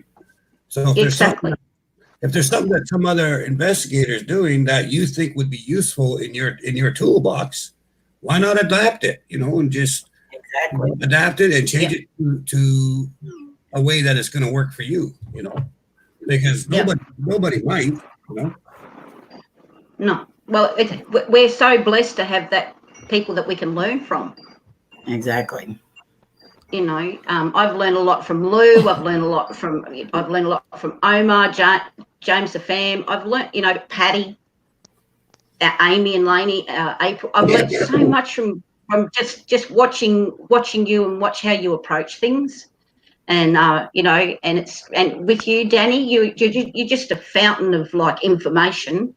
Mm-hmm. And it's just something you take like you said, take little bits on board and adjust it to fit your personality and the way you deal with things. Yeah, it's awesome. Even though yes, I think there is no right way to do this stuff. There's definitely a wrong way to do this stuff. Absolutely. I agree. Exactly, I agree. I mean, thank you, K-Dog. The main thing to take away, I think, is just remember spirits, and even if they weren't human, spirits are people too. They have feelings, they have emotions, they need respect just like you do, Absolutely. Yeah. You treat the entities that you're working with, you treat them the same way you want to be treated, right? It's only common courtesy, Mm-hmm. And if you do that, you'll find that you'll get a lot better evidence in the long run. If you go in disrespectful or whatever and they throw you out the window, well, that's good evidence in the short time. But now you got, wear a brace for the rest of your life. It'd be better just to go and get little bits at a time, Yeah. I've broken my ribs before. That was painful. That was really, that was not good. Yeah, right. We one time we did not close out. There were 7 of us, and we did not close out that night. Actually, by the next day, every single one of the 7 had been injured severely, and in fact, one of us almost died. Marie fell and hit her eye on a doorknob, and it fractured her skull. Oy. I sliced my hand open to the bone. Patty hurt her back. Like every single person that was there was hurt by the next day. Yeah, and that's why you gotta always close, Yep. Yeah. And that's like everybody says to me about the Ouija board, right? This is a tough subject for some people. But for me, it's a very simple subject, okay? The Ouija board. I will never use it, not because it's a bad thing, because I've had to fix so many stupid people's mistakes. Okay? Like I'm sick of having to go into a house and get rid of a demon that they brought in by using the damn board. Yep. It's just a communication tool. There's nothing evil about the board unless you let something attach to it, okay? Yes. If you're going to use the Ouija board, make sure to say this is for communication only. Nothing may attach itself to my board or to my house or to anyone here. This is strictly for communication. At the end, say all doors are closed, all communication is closed, all access to this realm is closed. Boom, bum. You'll never have a problem, Yeah. If you open and close properly, it's just a tool. It's just like a spirit box or Yes. EVP, anything. But the problem is people don't consider that, They don't think about it. For some reason, they're touching it and they figure as soon as they let go, that's it, it's all done. No, it doesn't work that way. No. Well, even when I do a psychic reading or get psychic messages, after the messages are finished, I close down. I say thank you for the message. I respect, the message you've given me. God bless you. And it's, I don't just say, oh, that's good, all right, and move on to the next thing. I always say thank you, and and release it. Always. You have to, otherwise I'd end up crazy. Oh, well, I'm crazy, but you know what I'm saying. Our handsome Seth is saying hello to everyone. Hey, Hi, Seth. Hello. Hey, Jojo. Jojo says, I think the biggest issue is using a tool and not fully respecting it or researching it before you use it. Amen. Amen to that. Amen. I agree. Totally. Or another big thing is if you are a tool. Yeah. Yeah. Yeah, I know what you're saying. That's my issue. Don't do it. If you're, there's a simple way to decide whether you should use a paranormal tool or something. It kind of goes like this. If you're the type of person that's got to practice things 2 or 3 times before you get it right, parachuting's not for you. Okay. Common sense. If you got to practice 3 or 4 times, don't start off with parachutes. Okay.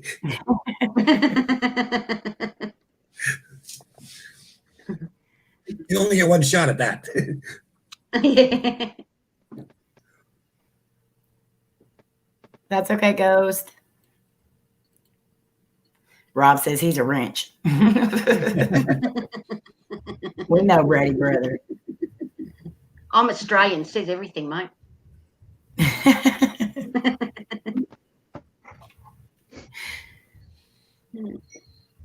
Well, Amy, would you like me to tell my story? I'm assuming why you had me on the list of how Danny helped me. Yes. Okay. So funny enough, I was in someone's live stream and I was just listening to them. They weren't doing paranormal stuff. And I was sitting here, I had got done with an investigation a few days before where I was listening to, I was doing EVPs and the EVPs were saying to me, you're haunted, watch your body, all this crazy stuff. And I was like, and I didn't even put out the video yet.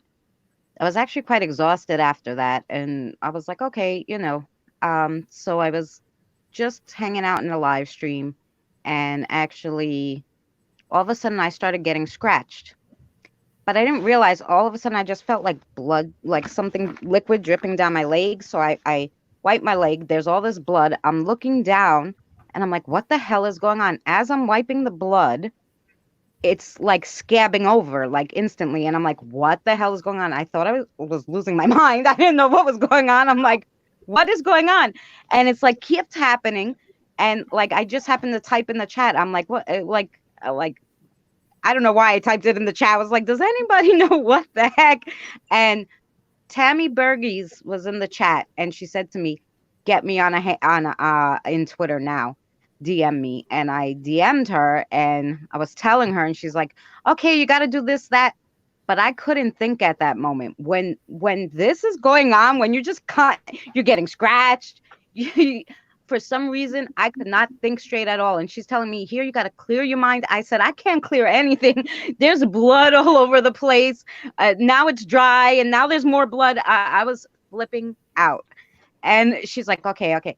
Look, and she goes, get Danny. So I know I Twittered him, but I'm like, I didn't know any other way to get him at that point except to Twitter him. But Tammy, thank God, knew how to get him.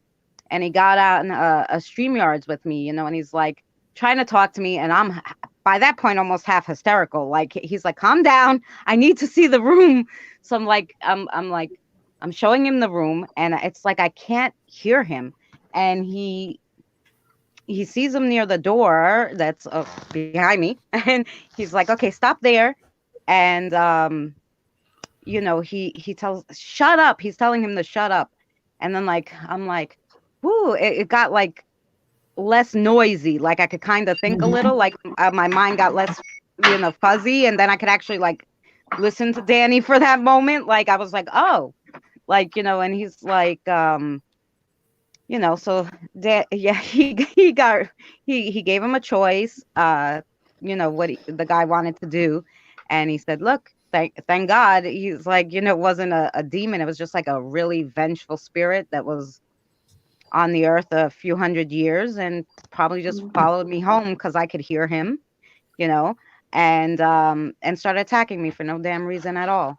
And if Danny didn't, if I wasn't able to get Danny, I don't know what I would have did at that point, because you can't think sometimes. You're just like, I never dealt with something like physically attacking. And then when and then it would be one thing if it scratched you and you had a scratch, but when it started healing, and I was like, what? Like you start thinking you're crazy, because you're like, okay, this doesn't happen, So he was amazing, like and he just without hesitation, right away helped me, like who else are you gonna call and be like, like, look, this is happening, and they're like there in 2 minutes, to help you. It was amazing. That sounds like our Danny. Yep. Yeah, sure helped me, Danny. Remember the talk we had about the cold I was in? Mm-hmm. I went to my son because he was in it with me, and we spoke about it, and I said to him, I really want to do a video about it. And he goes, Mum, it's time we brought it all out in the open. He said, I'm so proud of you. And he said, thank you, mate, over there in America. He's he said, thumbs up, cool. So so I'm working very slowly. It's going to take a long time because there's a lot of stuff that I need to work through, and a lot of film clips I need to put together. But I'm coming out, guys. I'm coming out that I was in a cult. And because of Danny, he gave me the strength to be able to face that reality that was in my life and put it behind me by doing this video. Good girl. Good girl. And Yeah. that. Oh, Danny, we have a I'm question. glad you're back. We have a question from the chat from Time Chaser. They said, Danny, do you think this event the planet is going through is due to a spiritual war that is going on? Oh yeah. Yeah. Every once in a while you'll get where there's a lot of negative spirits that for whatever reason they'll get stronger. Usually because the emotion of the people, right? Like if everybody's in a pissy mood, anything dark is going to eat that up. And if everybody's kind of happy-go-lucky, then the good side will eat that up. And every once in a while, there's a misbalance, and don't kid yourself. The spirits take advantage of it, like this crap that's going on right now with this flu and everyone buying ass wipe or whatever, and people fighting over a piece of toilet paper. You don't think that that's been designed by somebody, right? No. Come on. Exactly. I just want to know why they think toilet paper is going to cure it. I don't know. I don't know either. When you find out, can you tell me, please? I know. And of all the stupid things, like I went to the supermarket and I'm like, they left almost all the canned fruit. Like, I only get paid twice a month. So I went to the supermarket, yesterday, and I'm like, I hope there's shit left, But I'm thinking to myself, if you're going to be inside your house, let's say even for 2 or 3 weeks, if you're in the house, wouldn't you just jump in the shower and wipe your ass with a washcloth? What the frick? I don't wipe my ass. Why do you need the toilet paper? I don't get it. I just get in the shower, know? I don't usually wipe my ass, actually, so I'm in good shape here. But they left all the canned fruits and stuff. All the meat was gone, and I'm like, but how long are you gonna keep meat? Like, So I took all the canned fruit, and I'm like, well, for 2 weeks we're gonna live on freaking pineapples, guys. So get used to it. I don't know what to tell you. The only thing that's not on our the only thing that's not on our shelves is toilet paper. Like, Australians haven't gone crazy buying food, but there was seriously, I'm dead set serious. There was a guy down about 20 miles away from me was in the supermarket the other day, picked up a packet of toilet paper, and a guy stabbed him in the stomach Oh my God. and took Oh, it off wow. him. That's And I'm like, crazy. what? I know. And Well- that film clip Omar showed on his video today that Tiffany was playing, Mhm. that was from a supermarket in Sydney, Australia. Yeah. Well, I'll tell you what. If you've got to go to the supermarket and buy 15 jumbo bags of ass wipe for 3 weeks, and you're going to poop that much, you're going to be dead by the time the 3 weeks are over anyway. Yeah. Yeah, you're no problem. I You should don't be care who seeing your you are. doctor. I don't care who you are. You do not need 2.5 times your body weight worth of ass wipe. Okay. No, you don't. No. And to kill somebody for, they still have paper towels and stuff. Yeah.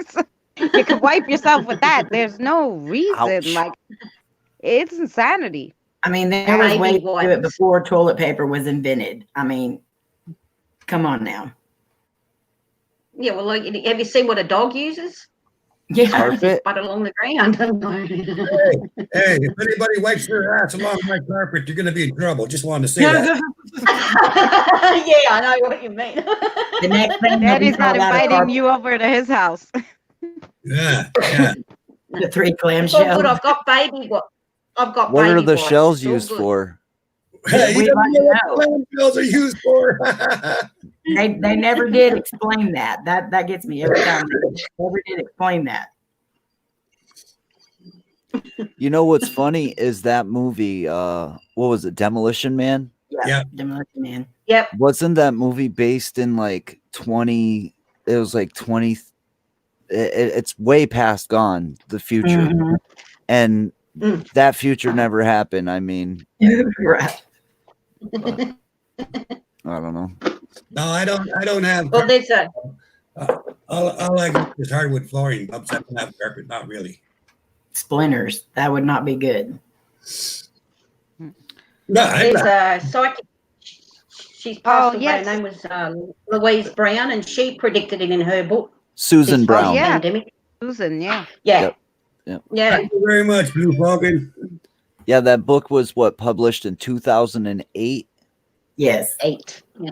And she died in 2013. 13, yeah. Yeah. I mean, there was no changes to it. No. You know what? This coronavirus stuff might be going on, but they still got nacho fries at Taco Bell. I know. I don't even know what they are. They're good. They should rename them Corona fries. Yeah. Oh, right. Now I get it. Danny Blue Falcon said, enjoying the love and respect being given to my mentor. Very lucky to have him teaching me. Thank you, brother.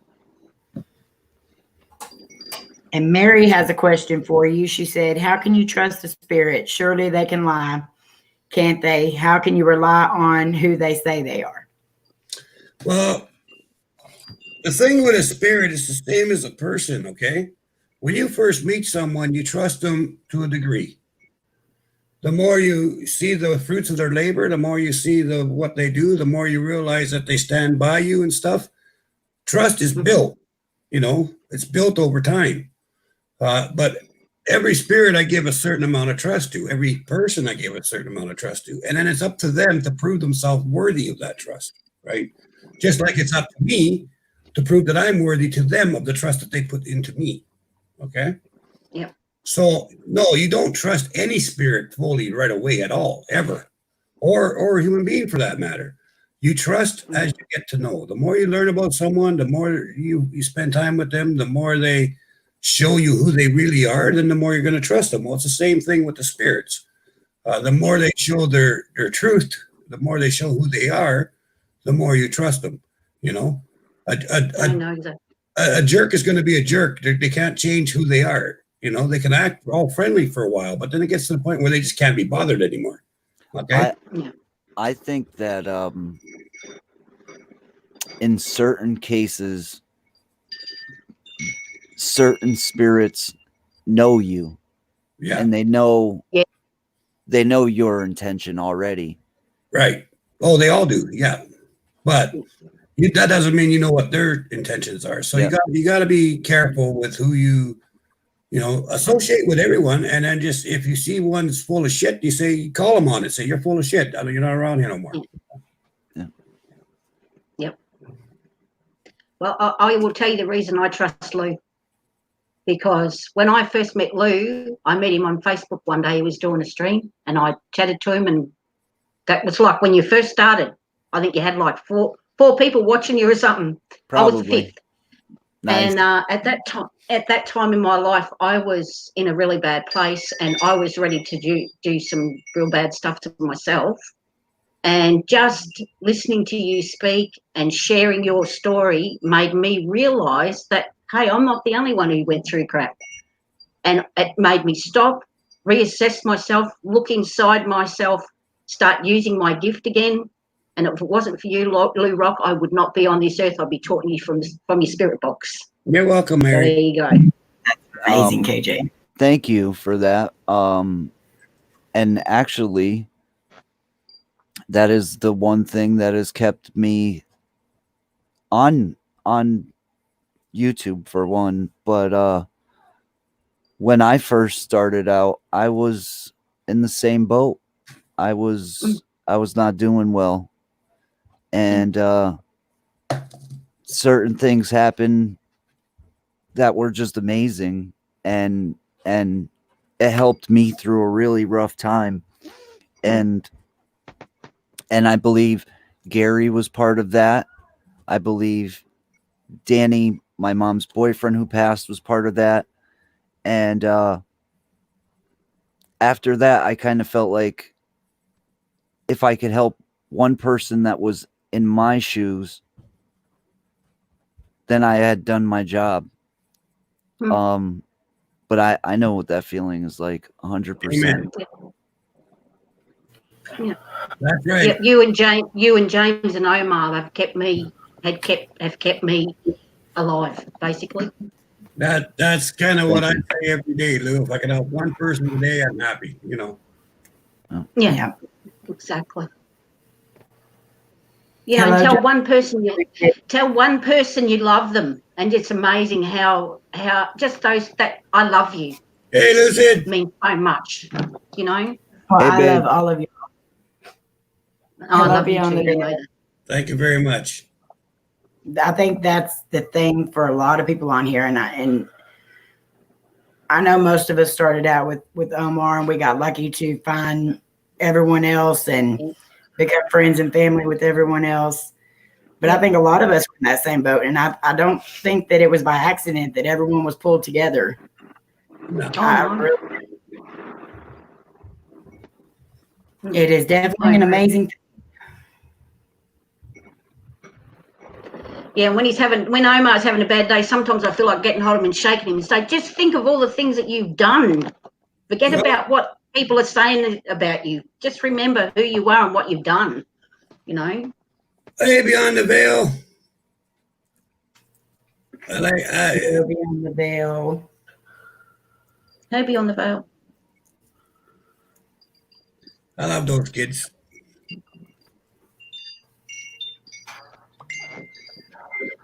Yes, they are awesome. I'm really enjoying their channel. Well, KJ, your wind chimes are going crazy today. You got somebody back there playing with them today. Yeah, it's I think actually I've got a really warm feeling down my back. And hang on, let me just Lou, I think it feels like your uncle. No, not your uncle, your stepdad. You know what's funny? You know what's funny is that he was looked at like an uncle for many, many years. Oh, okay. And him and my mother had dated when I was a baby, and then they went their own ways, and they were reunited in the last couple of years. So there was many years that he was actually like an uncle. Oh, okay. Yep. So that actually fits. It's a real. Yep. really warm feeling down my back here, like he's kind of rubbing my back or something. It feels really nice, actually. That's awesome. He's a frisky kind of guy, I guess. Ah.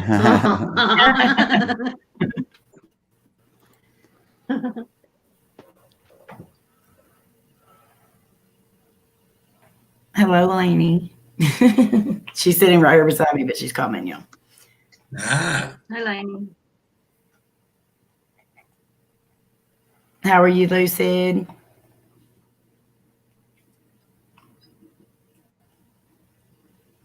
So if y'all have any questions for Danny, just call or put them in the chat here, and we'll get them to him.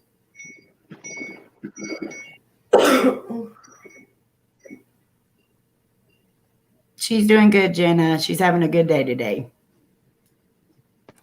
Probably the best day that she's had in a couple of weeks. Thank you for asking. I actually have a question for Danny. Me, I know I've been really like attacked many times. Mm-hmm. What have you been attacked, and what would you say was the worst thing that happened to you? I've been attacked lots of times. The worst one was when I was leaving the foundry.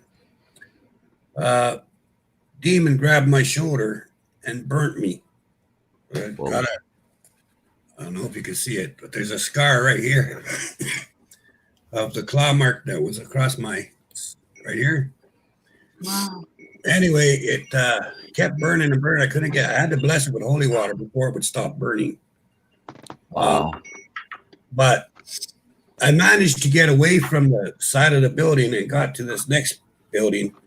And just as I got to the door, I was trying to hold the door open, like pull the door open to get in. The door went slam, like it pushed against the door and slammed it. And I put both hands on it, put one foot on the other door, and I managed to pull it open. And I slipped in between the door, and then it was gone. It disappeared. Wow. But I think if I didn't get through that door, I would have been hurt a lot more than what I was. Anyway, I ended up having to go to the diocese and get holy oil and stuff put on it because it just wouldn't heal. And then once I did that, within 3 days, it was fine. Oh, wow. Yeah, that's one thing that I've gotten caught up on is people watch what we do, and I have felt sometimes like I'm leading people in the wrong direction because I've been hurt so many times. And I've had this like conflict with myself within doing this stuff. No, you have. My answer to that is no, you're not leading people in the wrong. Actually, I think, and I'm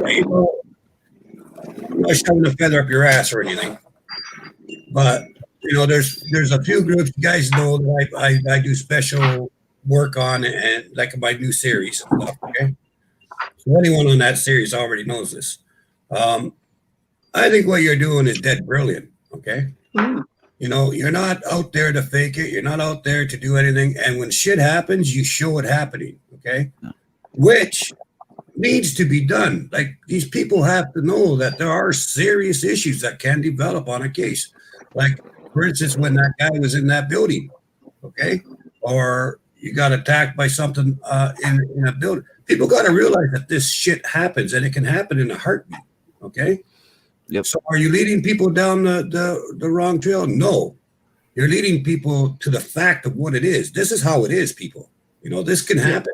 If you want to do this work, if you want to walk down this trail, you can walk down it. But you got to be aware that this shit happens, right? Yep. And your channel is one of those channels that, hey, this is how it happens. This is what happens, Open your eyes. This isn't for, and like you've said before, this isn't just for fun and games. It's serious shit happens. And I applaud you for what you do. I'm very proud of you, because because you show it the way it is, and people need to know that it is a dangerous gig. It's not something that you can just walk away from. You know, lots of times nothing happens, but there are going to be times where shit's going to hit the fan, and you better know what to do. So Exactly. And Yeah. walking away, sometimes you're not allowed to. Like, That's right.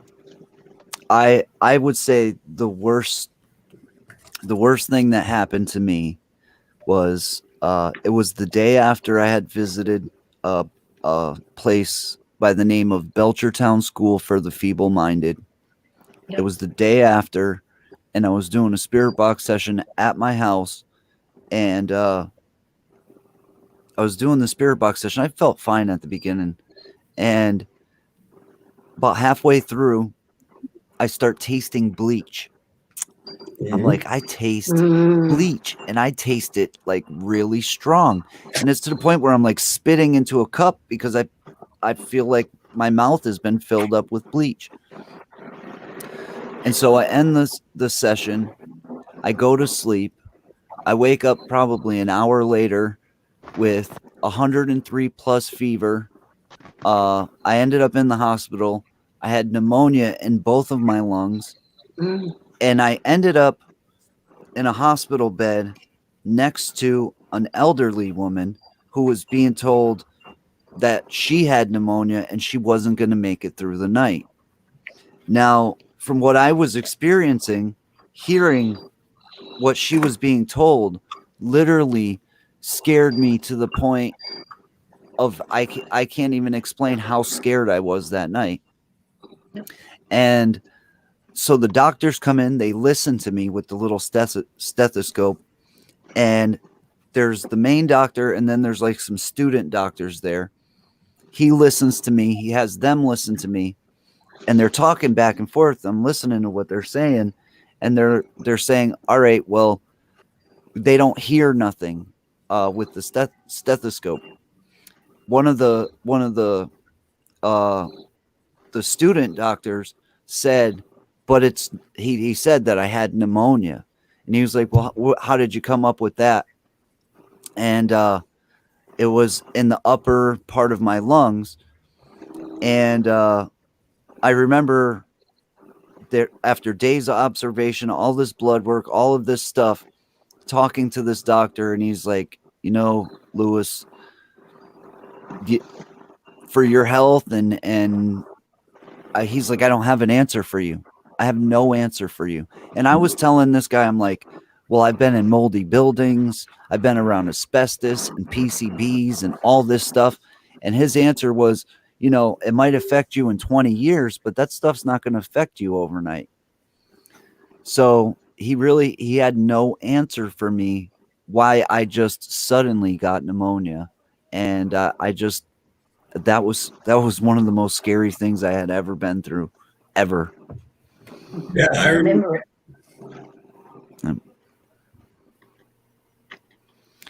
Hey, April. Hi, Twinkie. Beyond the Veil wants to know, what was your first EVP that you ever got? Do you remember? Yeah, I do.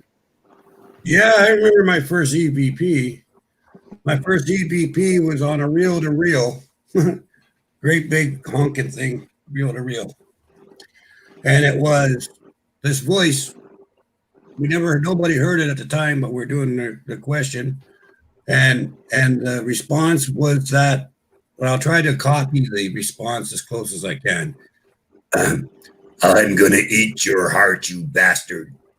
That was my very first one, yeah. Kind of hard to forget.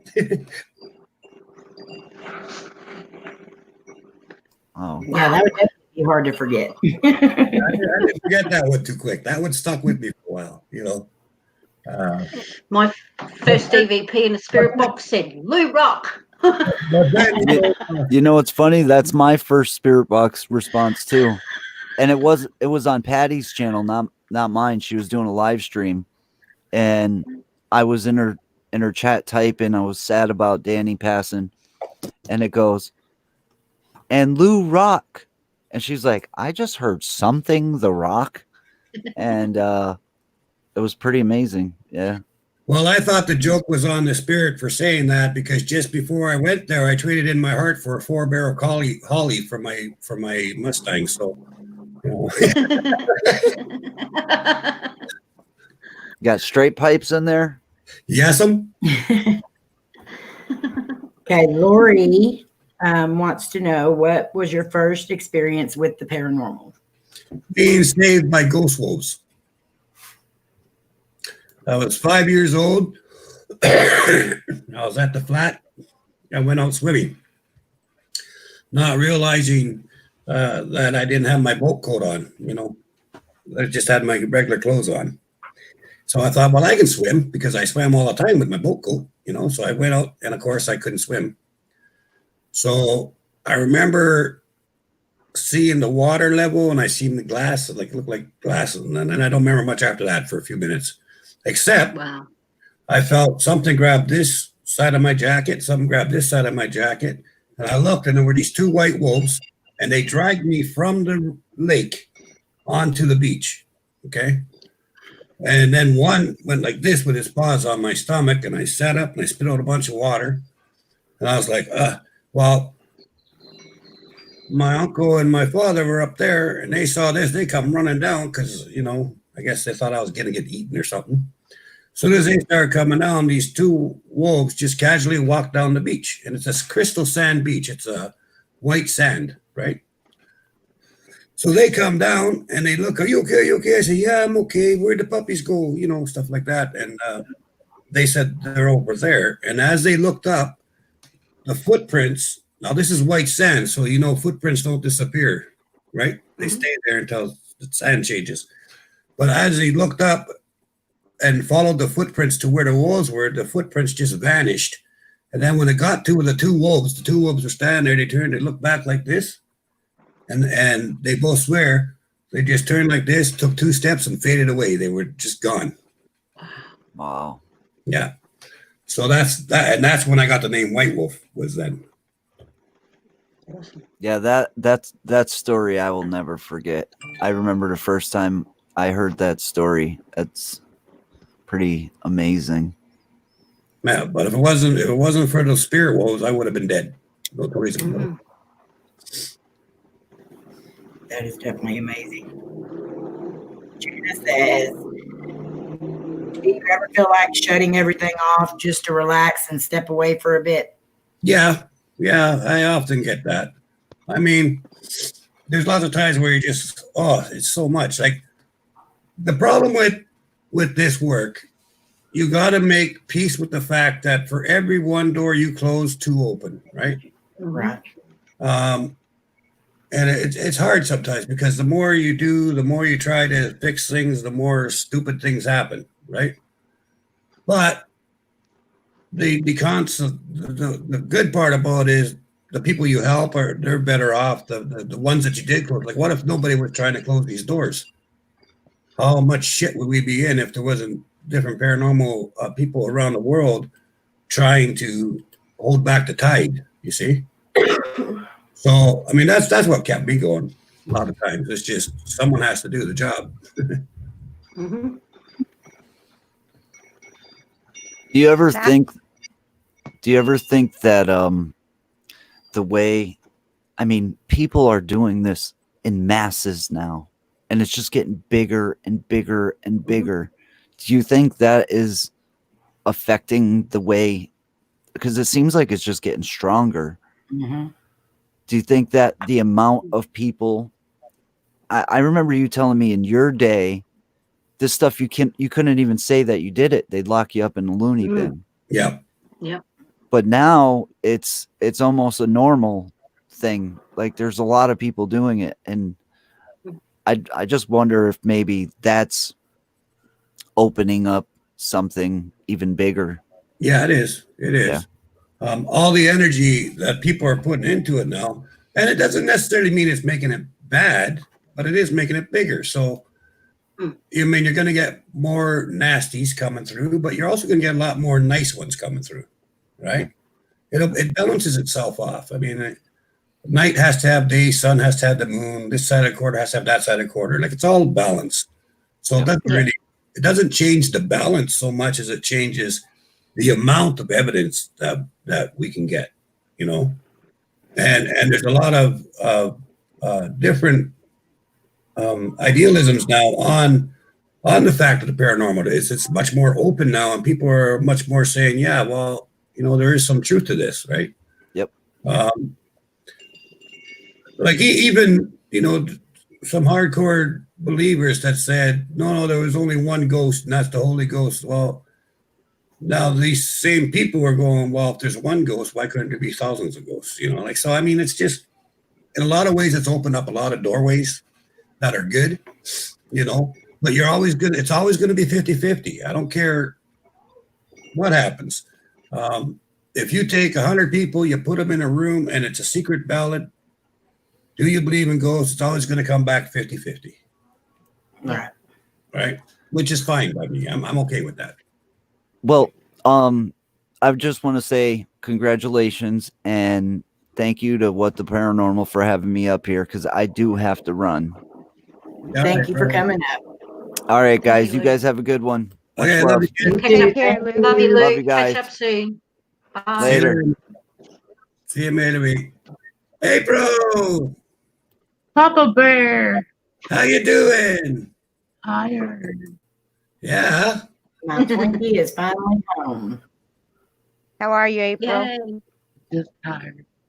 Twinkie, I'm not liking this new job. Well, one of the is gonna take a. Because you're gone longer. I know it's Love you, gonna be a leave of absence. I'm gonna take it, so I'm gonna be getting some day shifts too. So Yeah, that's good. Oracles Okay, and hey, Cassie, big hugs. don't tell me you hear the back. Let's see. Not yet. But I did have a question, Danny, for you, and actually April reminded me.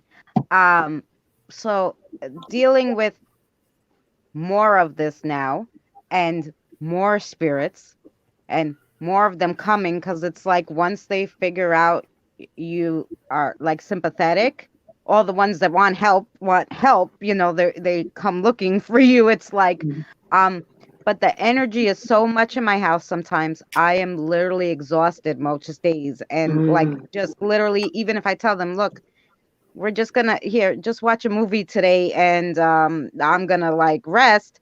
It's the energy is like, how do you block out some of the energy? Oh, pick a room. Pick a room. Like you pick your bedroom, obviously, is one. But then pick another room in your house and say, okay, spirits, this is my private space. You're not allowed to come in here. I don't want any energy in here. This is for me when I need private space. I can't help you if I'm worn out.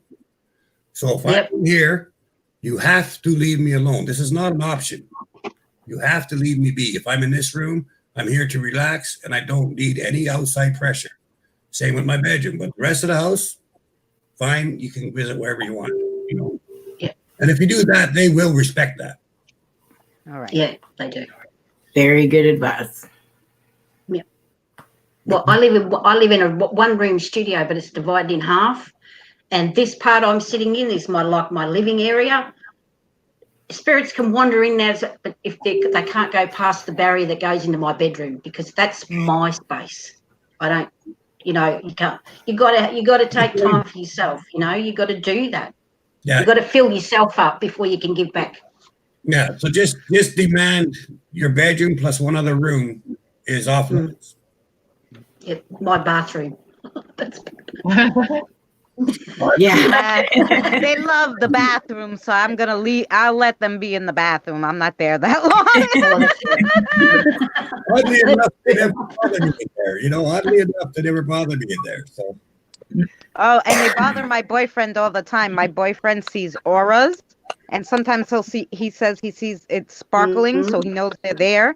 And every time he's in the bathroom and like he sees one, he's like, gosh darn, can you turn around? I don't know, leave until I finish. I think I prefer to pretend that they're not there, especially the bathroom. Lynn would That's funny you should say. I my dad's in spirit, and I was in the shower one day, and because he's always around, my mum and dad. Anyway, and I looked around and I couldn't see him. Anyway, I called out to him, and he was actually outside the bathroom. I said, "Dad, do you watch me when I'm in the bathroom?" He goes, "What do you think you are, a porn star?" So obviously he doesn't watch me in the bathroom. Yeah, he's going over to the porn star's house and watching them in the bathroom. Yeah, probably. Oh, Dad. Hey, Uncle Slim. No, not my dad. He wasn't a man. He was his dad. How are you, Rob? Hey, what's going on? How are you? It's about time to work. Hey, bro. Congratulations, Danny. Thank you, Rob. He's making some coffee. He's getting him some go-go juice. You been drinking water? Probably not. No, You been drinking water, Danny? No, I didn't drink no water. I'll get on it. Yeah. Yes, we know they won't haunt your bathroom, Lynn. I got Slim said you get Buddy to walk around your house with toilet paper hanging out of the back side. Right? And then neighbors. Get rid of ghosts, rats, and neighbors.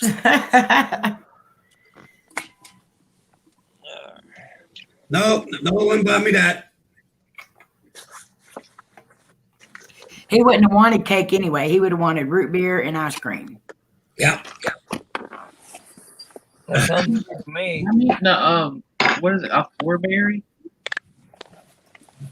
So I'll eat it for you, Danny. It's called a four-berry. Uh-huh. Oh, yeah. Hey, look at that. That looks yummy. That look good. It is. Make your tongue slap your brains out. That's it. Excuse me, I'll be right back. I'll go down to the bathroom. Talking about the bathroom. Want to go in there with her? Hello, Ray. Hey, Ray. One show I love having episodes. I love that show too, Mystic. I did.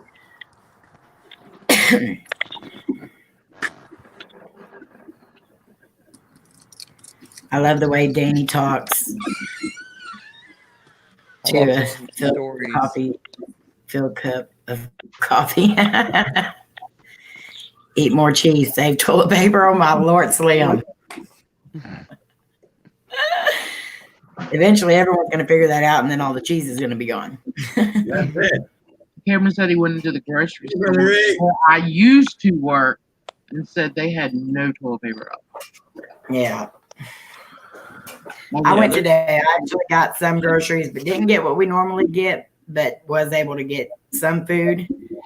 But it's food. It's not what we normally buy, but it's food. At least we're not just going to be eating pineapples like Christine is.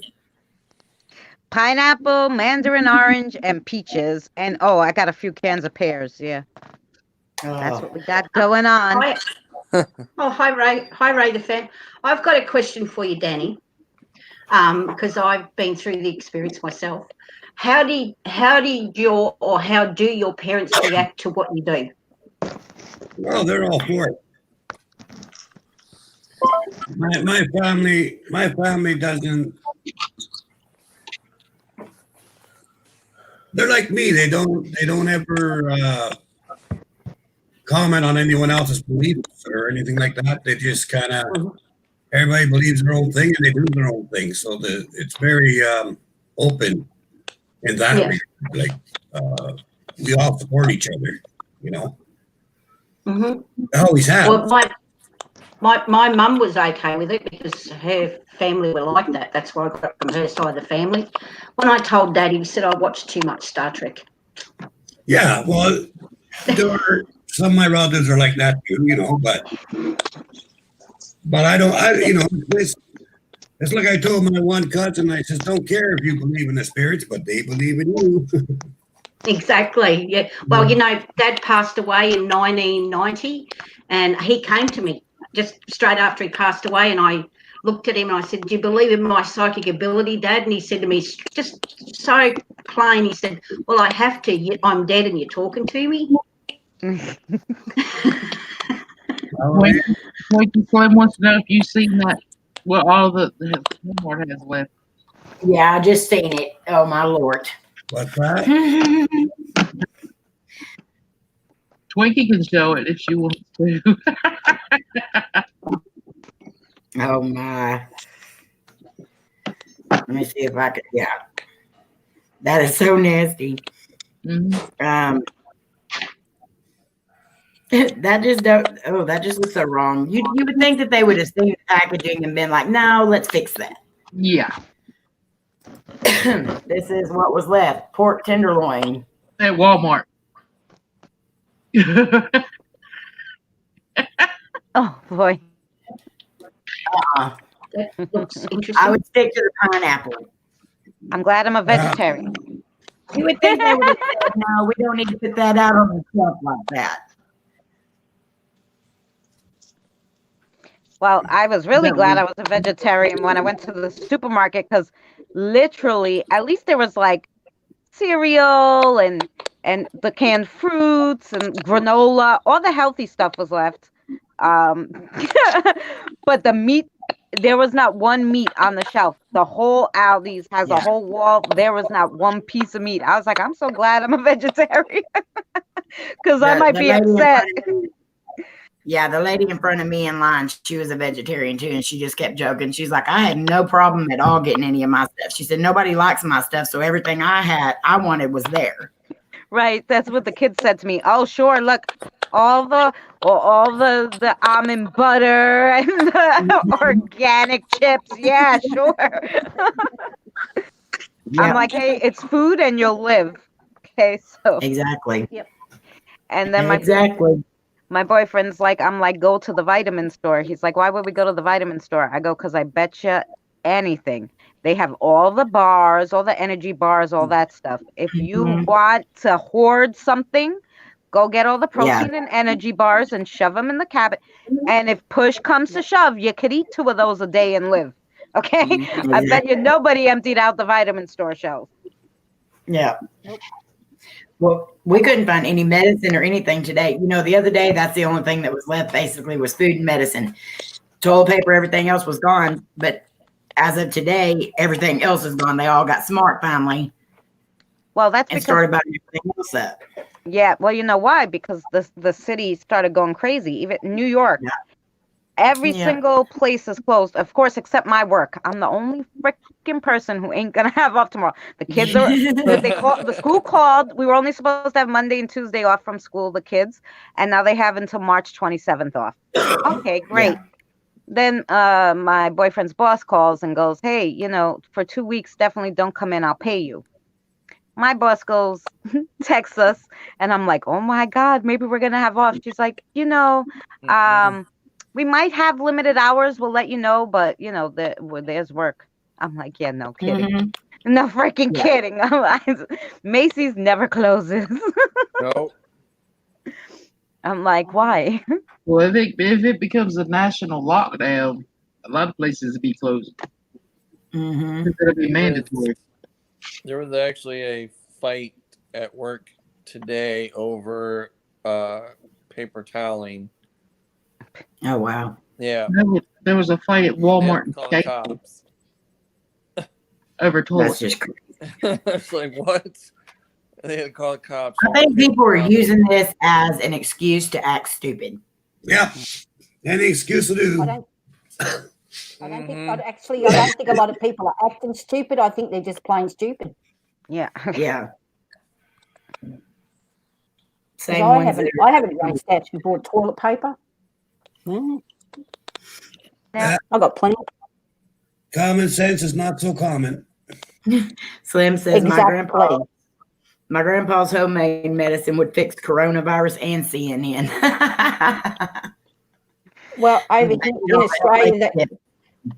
over here in Australia, they haven't cancelled the schools, but they've cancelled like assemblies and special events at schools. And they've you know, they've cancelled some football games and different sports. And we're supposed to have the Commonwealth Games here, but I don't think that they'll be having them now. Yeah. Well, somebody said that they had posted something about if it's a place that you have ever more than 100 people gathering, Yeah, it needs to be closed down. Here, I think it's down to 50. it's 500 here. I can't believe they're canceling WrestleMania and thing. Oh yeah, all the sports. That's yeah. never happened. Poor Rob. I ain't worried about it. I'm just saying that's never happened. It's just crazy. It's predicted that, like me and Amy were talking last night, it's predicted that this will happen in 10 years again. Yeah, Oh, we were just talking about that. That lady did Yep. predict it. I just don't go outside. I don't people, so it's all good for me. I don't people. I love Yeah, but you know what they're doing. But this is why people are panicking. It really is, you know, not all the people's fault. It's, you know, the media and the government. Listen, Mhm. I went into a store today that I normally go in. I go there because, you know, they're nice people, and actually Nina is a very big empath. She's very sensitive. And I go in there, I like them, and they're trying to start their business. They have a little family business. They make Spanish food, right? So I go in there, and she has like nothing there, and that's like almost insane. You know, that's your business, right? And she had like 5 little platters or something, and I go, Nina, what's going on? She starts crying. She's like, oh my God, you can't find any food. She goes, you know, you can't keep it that long. How much space we have, you know? Like, so she's like, there's no food, and now they're gonna close the bridge. And she's freaking hysterical, crying, you know, because they just opened this business, can't afford to be closed, you know. If they close the bridge, there's not going to be any food. So now they have this woman panicking. I'm like, they can't close the bridge and not deliver food. That they would kill everybody, you know. Yeah. They can't. I don't care if you told everybody to have food for 2 weeks. You know, everybody doesn't. There's poor people too who didn't. Like, I didn't even get paid until I only get paid twice a month. So I didn't even get paid till Saturday. I couldn't even go to the supermarket. So there's people that do not have food for 2 weeks. I mean, I have pineapples for 2 weeks, but you know, come on, like, people don't have food for 2 weeks where they can stay in the house. There's no way they're gonna close the bridge, I told her.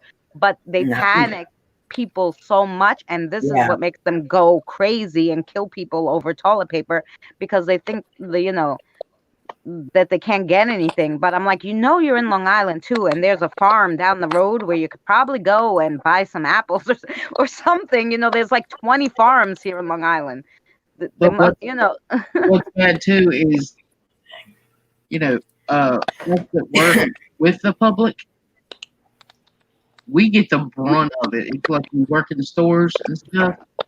We get the brunt of people hollering and screaming at you, and it's crazy. Remember, guys, if you have any questions for Danny, post them in the chat.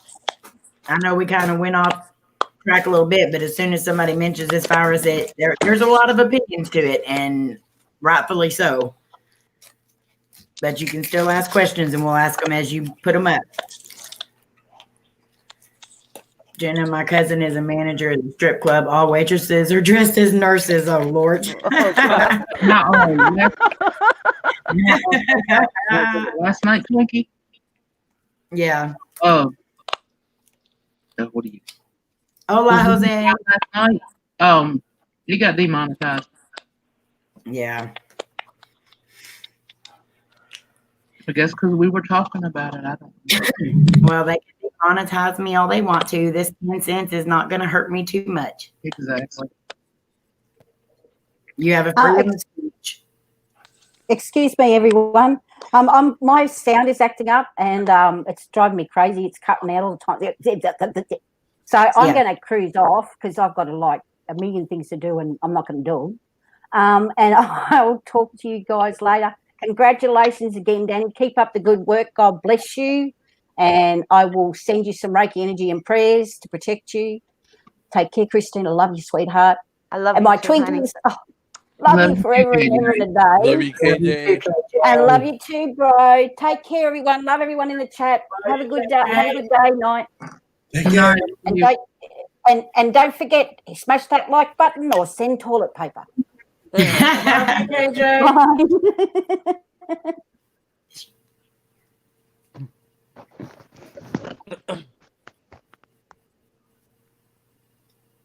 I like that you could see the chat now in StreamYards, but you can't write in it still, which drives Yeah. me crazy. Mm-hmm. Yeah.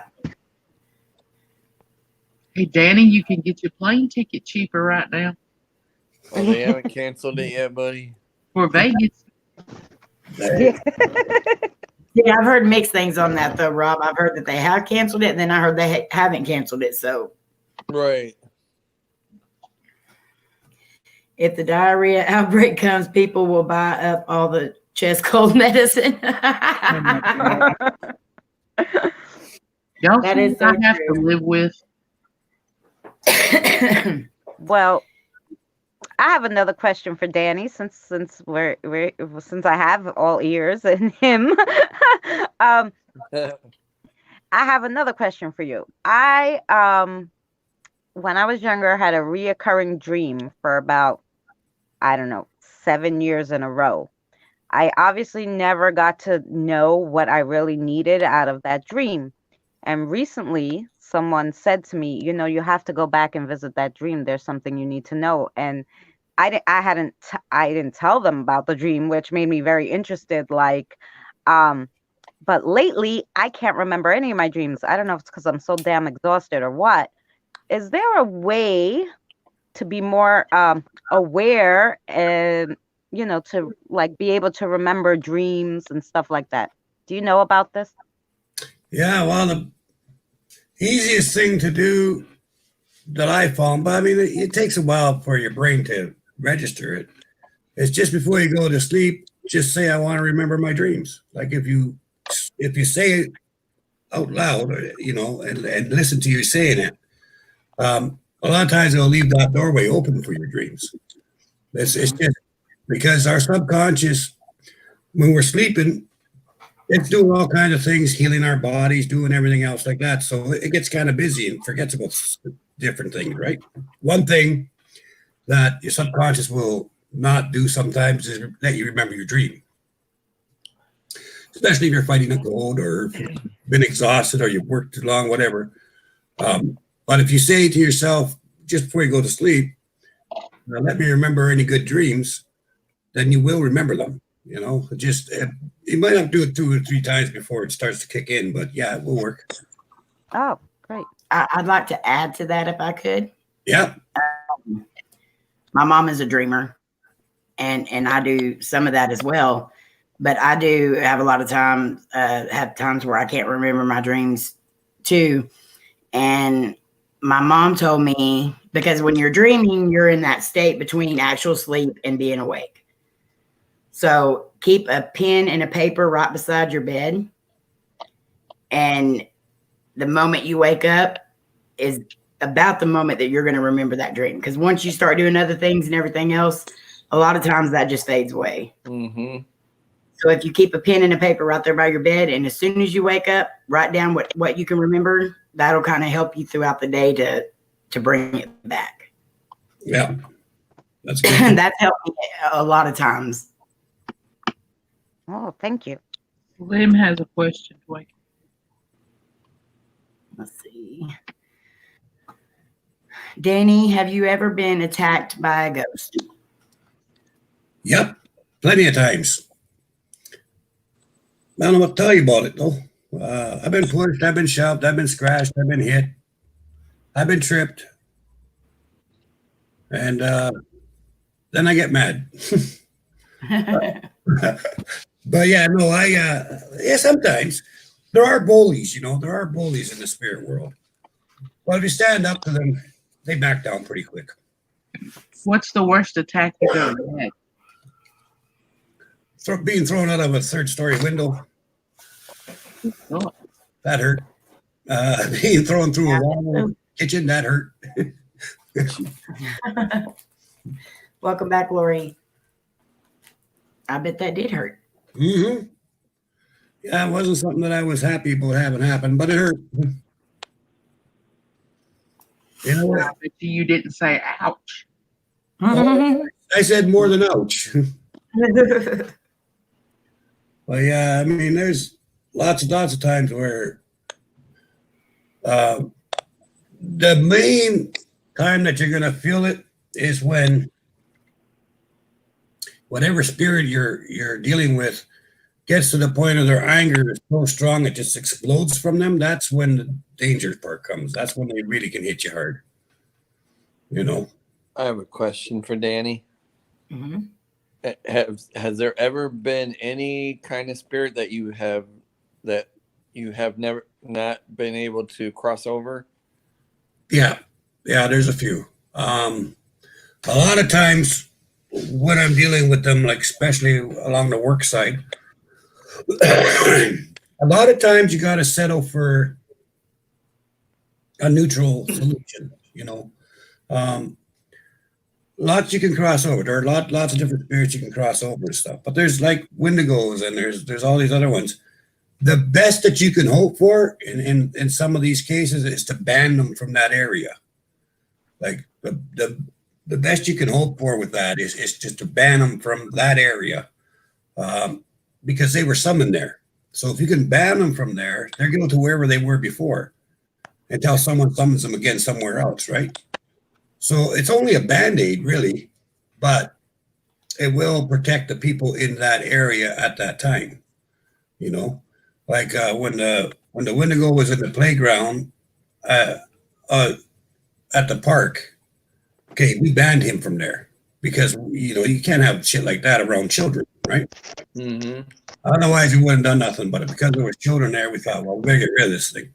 A lot of times, you can't get rid of them. You can't destroy them because they're pre-made, right? So there are a lot of spirits that the best you can hope for is to ban them from that area or to get them away from that people, things like that. Because otherwise, you can fight and people can die. You can die, they can die, whatever. But it doesn't mean you're going to win, you know. So sometimes the best thing is to just ban them from an area. And to me, that's not a win or a loss. It's kind of like it's a draw, right?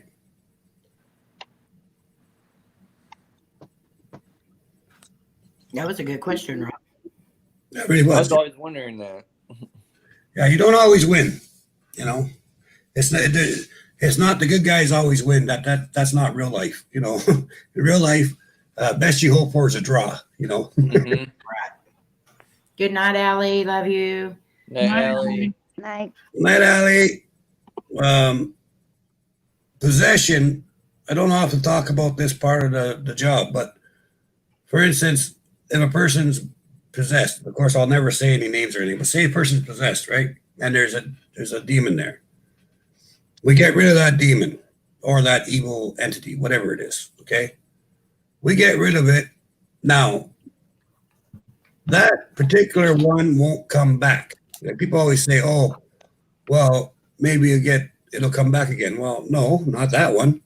Because now your spirit has made this little funnel, this offshoot, so that if that one comes back in, it's just going to be like going on a slide and right back out it goes, right? It has no place to stand. But that doesn't mean that there could be a different one that comes, right? So maybe another spirit will attack that person and that person will have trouble again. Well, then you're going to vet that one off. After that, you're not going to have them bothering that person anymore because they're going to say, well, this one's already got two vent. It knows how to deal with us. What's the point of going there, right? So, yeah, I mean, I've seen lots of cases where people thought it was the same one over and over again. And I'm like, no, it's not. It's not the same one, you know. But they will pretend to be. Because then if they pretend to be, see, here's the thing. Why they do that, why they always pretend to be someone else, is because if you were in a position where you had to get someone to get this thing out of you in the first place, you're terrified of that thing. Let's call that thing Bob, okay? You're going to be terrified of Bob because Bob took over you once, right? So if another one comes, they're going to say that they're Bob because you've already terrified of Bob, right? But his name might be Bill. Right. You see what I mean? So they're going to pretend to be the one thing that scared you the most. And a lot of times they're not. A lot of times it's not even close to the same thing. But because you're open to the fear, they have more control.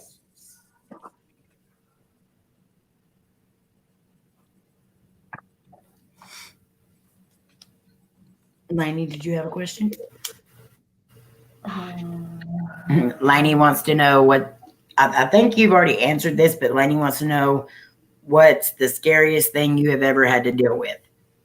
The demon from the foundry, the one that burnt my shoulder. He was probably the scariest one. Only because I wasn't expecting him there, for one thing. And because the force of it, like the pure force of what it could do. That was kind of nerve-wracking too. But other than that, I mean, that guy was pretty scary. I mean, I've had lots that were real terrifying. I try not to think of them in that aspect. I think of them as I had a lot of different situations to deal with. I try not to put the words terrifying or scared or anything to them, because then they'll hear it, Jan says, Danny, I wanted to say thank you for sharing your knowledge on your channel and doing your workshops. It helped me to deal with my gifts better. Well, you're very welcome, Jan. Big hug for you. And Slim has another question, and you definitely have, so we'll switch it up a little bit. How many spirits and ghosts have you interacted with, do you think? Oh, God, I don't know. I have no idea. 51 years times. No. I have no idea. A lot. Yeah, no, I stopped counting, years ago. I don't know. Okay, Lainey's going to be here for a second. I've got to run to the powder room real quick. I'll be right back. She's got poo-poo. I do not have to poo-poo, Rod. She can't. There's no TP.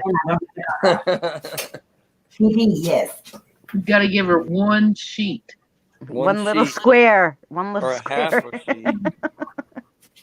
If it's 2-ply, give her 1-ply. That's it. Lynn just uses a mossy tree.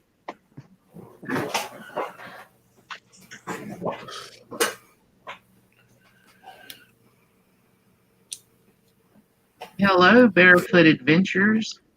What's up, Barefoot? Hello, Barefoot. So, Danny, I guess Slim has another question. Okay.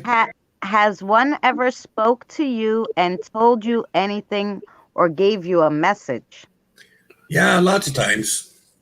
I hear them all the time. I see them all the time. It's just part of the way it goes, I don't really think about that kind of stuff. I mean, it's when something is so commonplace to you that, I mean, it's something that you've had all your life, every day. You don't really think about it, It's not something that you go, oh, geez, I heard the spirit say something, or gee, I see a spirit walk through that wall or whatever. It doesn't even faze me anymore. It's like, I don't really, I kind of like, it's like going in a restaurant. The best way to explain that is you go into a crowded restaurant and there's 50 people talking. But you'll zero in on one table or one conversation and you'll hear that crystal clear and the rest is just mumbles. Right? That's kind of what it's like. It's like every once in a while you pick up on it and you'll listen to it. But a lot of times it's just background noise. You don't really pay attention.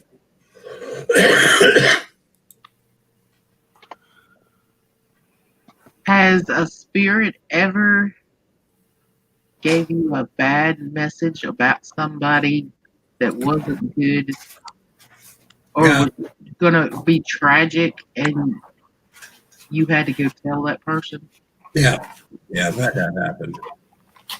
I've had spirits tell me when someone's going to die or how they're going to die or stuff like that. But when they tell me, unless I feel there's something I can do to change the situation. So, like they say, oh, someone's going to choke on an orange or whatever. I might tell that person, don't eat an orange for a couple weeks, you know. But a lot of times when you get a message like that, there's nothing you can do because no one's going to listen to you, and it's already set in motion, right? So I just take it as a warning for myself so that I can be prepared for it, you know, more than anything else. And there's really, a lot of times, there's really no point of saying anything about it, in my opinion, you know. There are times when I do, and there's times when I think, well, what would be the point, you know? So I don't know if you know, Danny, but Slim is my husband, and he has a lot of, like what he just wrote. He said, I have had dreams of someone coming to me and saying goodbye, and I'll get up the next day and find out that they have passed away. yeah. What Yeah. what do you call that? What kind of Premonition, I guess, is one word, but it's not really a premonition. It's dreamscaping or dream walking. The spirit, while you're sleeping, spirits can come to you and talk to you easier because you're more accepted to them. So sometimes they'll come and say goodbye, or sometimes they'll come and tell you it's time for me to move on or whatever. And that's a great sign of respect from that person coming to say goodbye, you know. But it's just usually someone that's very close to you, and they want to have a chance to say goodbye, and that's the only way they can do it. So they'll come through that way. See, my mom does the same thing, but she actually sees the death happen instead of them coming and saying goodbye. Hey, Lakeshore. Now my dad has had a dream when we were younger. He woke my mom up in the middle of the night. He couldn't see their face. All he could see was their neck down, and he could see where they were at. He said they were at a bar gambling, and that somebody had parked next to a dumpster at a bar. And he said when the guy came out, he said all he could see was he could hear 3 shots. And this is what he was dreaming. And he said he could see the guy put his hand on his chest, and you could see the blood coming out from between his fingers. And it scared my dad. He even woke my mom up because it scared him. Well, the very next morning, we were sitting down to eat breakfast, and our phone rang. We lived in Maryland, and my mom and dad are from Virginia. And we got a phone call from my aunt that my cousin Lacey was at a bar and got shot 3 times in the chest and died. Oh, yeah. And my dad dreamed it the night before. Yeah. And the sad part is what do you do with this? It happened, but the sad thing is, what do you do with that information, especially if you can't tell exactly? There's nothing you can do because there's no time. Yeah. You know, it's like the spirit's trying to warn you, but they're not able to get the full message through. You're right. So I consider my dad a dreamer. Yeah. Mm-hmm. Yeah, definitely. 100%. That's what my mom always says. But she's even had it happen to where, like when my cousin Cody was killed in his car wreck, she dreamed that it was his sister. She did not dream that it was him. It was his sister. His sister was hurt pretty bad. But when we got the phone call, it was him instead of her. So sometimes it can even be wrong, but it still it still happened. One of them did pass away, but Amy, have you ever been in a strip club and seen ghosts? Yes. Oh my Lord. I did not go, Krakow. It still amazes me how many people have gifts and that there are so many different types of gifts. Yeah. I love it. There's a lot of different types. Yeah, I tell you, it amazes me because, like, the spirits and people who stopped me recently, like they'll be like, "Oh, you have this gift," and I'm like, no, like I'm like, no, I just, I just wanted to talk to them. Like, I don't, I need a device, or, most of the time, or like spirit rods or something, like, I don't like, I mean, a lot of times I hear disembodied voices, but I'm like, if probably anybody could be able to hear a disembodied voice if they paid attention, and they're like, no. And this lady that I met now, she is like a super big, like you could tell she's an empath. She doesn't believe it because she's so into like God, that she thinks like, I don't know, like I guess she thinks like she's not supposed to do anything. I don't know. So, but she's so good at, here, so instead of her going to help them, right? She said to me, she says to me, she draws me a map and she said, there's a little boy crying for his mom. He was hit by a police cart. Now she told me how he died and everything. I'm like, so Nina, go help him. No. You can go help him if you want. Here's the map. So now I'm gonna go looking for this little boy on the street. But the thing is, she can see him. I can't see him. So I gotta go around with the spirit box, like, hey, little boy, like it's kind of weird. I'm like, well, why don't you at least come with me? She's like, oh no. But she says there's very few of you left. She keeps pointing at me. I'm like, hello, you're one of us. And she's like, no, there's very few.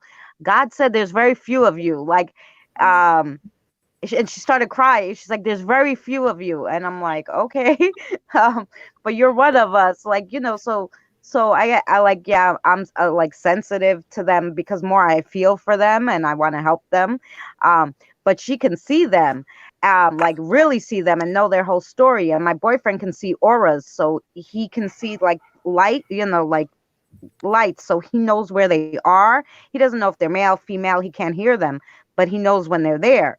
So there's so many different, like, I said, shit, if I get all these people and put them together, we can like practically, know where every spirit is, I believe everyone has some sort of a gift. It's whether they decide to turn it on, whether they believe in it, and if they decide to further their craft. That's true. Okay, I'll be back in 1 minute.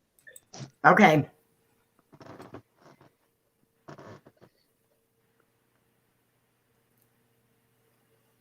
Most people just decide to keep it turned off because they know once they turn it on, they can't go back. Yeah. Well, no, because you get so interested in it, I thought, okay, like I started this because I wanted to talk to my mother who just had passed away. And she wasn't the one that, first came to me. Actually, somebody was trying to stop me from the beginning. Because obviously they knew something that I didn't know at the time. So my first EVP talking about that before was I was testing out all different apps because I wasn't sure if I was going to get a spirit box.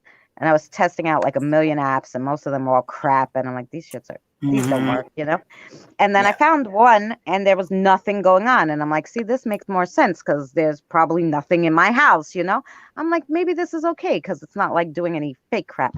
And I walk, but I was outside, I was sitting on my deck, right? So I walk inside my house. I still have that EVP to this day. And you hear me open the sliding door, close it, and I step 2 feet into the house, and the app all of a sudden says, delete it. And that was my first EVP. Delete it. And I was like, oh, crap. And so I knew that app worked. I still use it to this day. It's a great app. But I wanted to talk to and it's funny, everybody else has come through, like, and I have like 1, 2, 3, 4, 5, 6, 7, 8. Right now I have 8 little children spirits. Well, yeah, under 20 spirits, who I'm gonna cross over, that all items that were haunted that either people sent to me or that I found. Yeah. So, but mostly I like helping the children because I feel terrible. Like they don't, they didn't know any better to cross over, especially like I have a 3-year-old, a 4-year-old, and 2 7-year-olds. And Wow.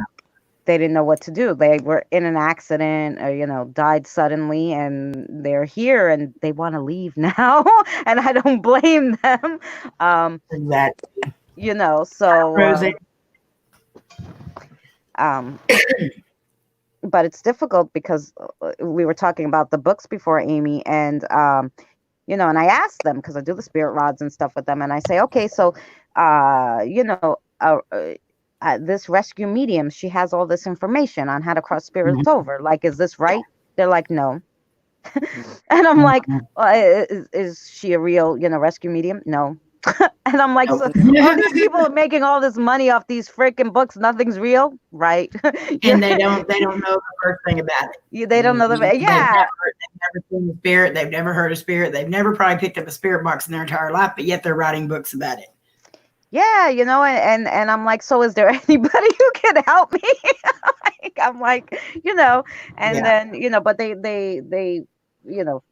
love Danny to death, so ask Danny this question, ask Danny that question. I'm like, I'll be asking him, like, he'll be with me all day one day. I'll just have a million questions. So I'm like, you guys try to answer the question. I tell them. Yeah.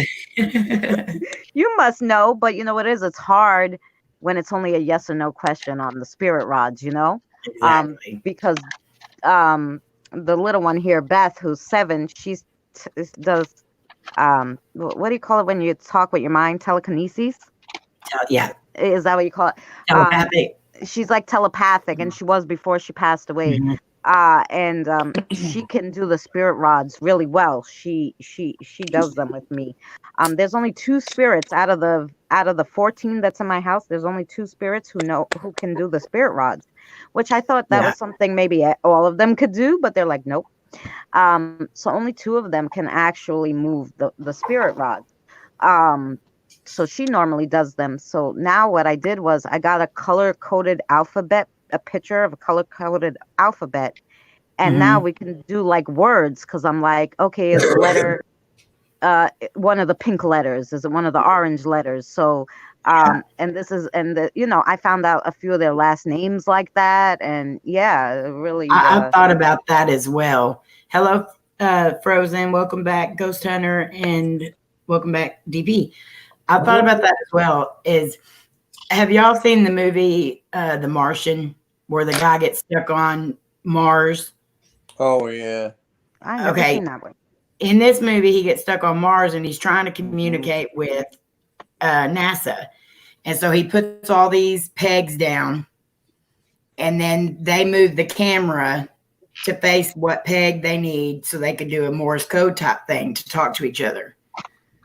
I thought about that one day whenever I was watching that movie, and I was like, I wonder if that would work with the rods, stuff like that. If you had like sentences or, the yes, no, maybe, different questions, if you could ask the question and then them move the rod to whatever answer, they had. That would be interesting. Yeah, that would be interesting. Well, like I said, they could do it with the colors. Like I'll say, like there's like the vowels or like blue and these, and they could like, okay, is it one of the yellow letters? Okay, there's only 4 yellow letters, and then you narrow it down, and you can, and we've been doing it that way. And like I said, I was able to get some last names and stuff. So that was a little easier, because with yes or no, you can't figure out their last name, right? So that's very interesting how you can take one thing and kind of develop other ways to get your answers. Yeah. I mean, the way it works. I love how that works. Yeah, because I even figured out like the exact years they passed away, their exact ages. Like, it's like you start with a number. I always pick 1970, and I go, did you die prior to 1970? No. Okay, so then it's before. And then I'm like, is it in between these 4 years? So I don't have to keep asking every year, Right.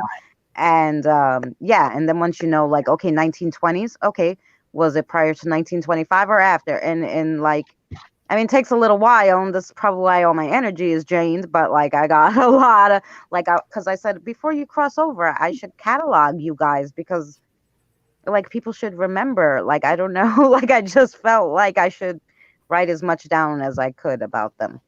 Yeah. Slim, don't leave yet. I was going to tell you it could also be because you live close to his son, and maybe he, in a weird way that I think everyone that can connect with spirits puts off a beacon. We're like lighthouses. We put off this beacon, we put off this light, and they know where to go. You live right there by his son.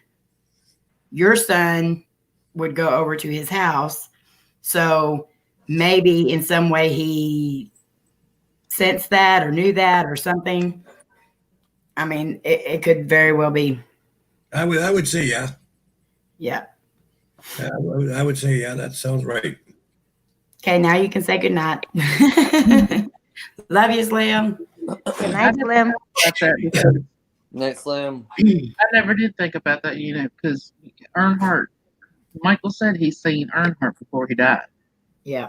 He dreamed about him. And then Cameron, our son, he goes to Earnhardt Jr.'s house, fishing and everything else. And I never put two and two together, thinking maybe that's something to do with it. That could very well be. You have an amazing night too, the Shamrock Pixie. Thank you so much for coming in. Have a good night. So Danny, you want to kind of give everyone that's here, I know most people that are here are already buttering your buns. And I've been putting the link in there, guys. So if you haven't grabbed it, you better grab it. Just kind of let everybody know about your channel. Let everybody know about kind of when you do live streams and stuff. Yeah. My channel is a paranormal channel, and I pass on information that I've learned and stuff like that. And I do make different series like CBAS approved channels. Yeah. Okay, he's not going to flatter himself. He has a Kick Arse channel. He does have amazing series on there. He has Seabass approved. That's awesome. He lets you know what other paranormal channels are out there that you need to be watching. He also has, so you think you want to be a ghost hunter or a paranormal investigator, and he goes way back. He goes way back to the beginning of paranormal investigations, and he teaches you everything you need to know from just the very start to what protection you need, to what questions to ask, to what equipment that's good. He teaches you how to use stuff around your house as equipment.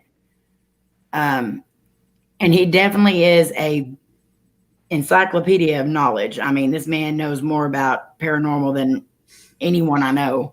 If something you want him to know, he'll tell you if he can. He don't sugarcoat anything, and that's the best. He doesn't sugarcoat.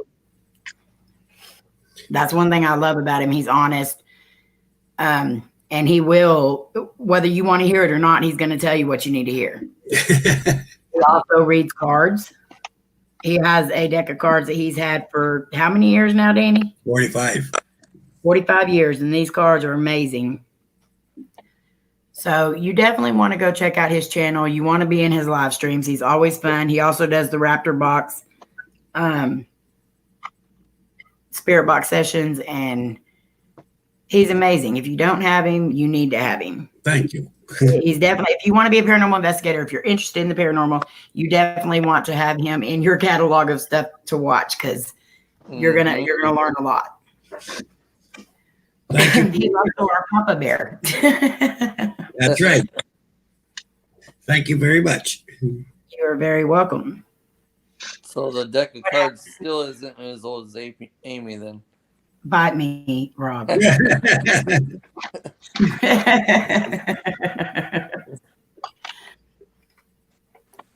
What happens when you combine a gun with wind? You were blown away. Oh my Lord, Ghost.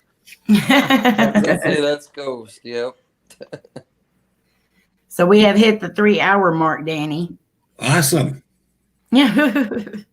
Well, thank you, everybody. I appreciate You got it. anything else you want to tell everybody, or? No, just that I love all you guys and my YouTubians. And if you ever need help, you know I'm here for you. We definitely know that.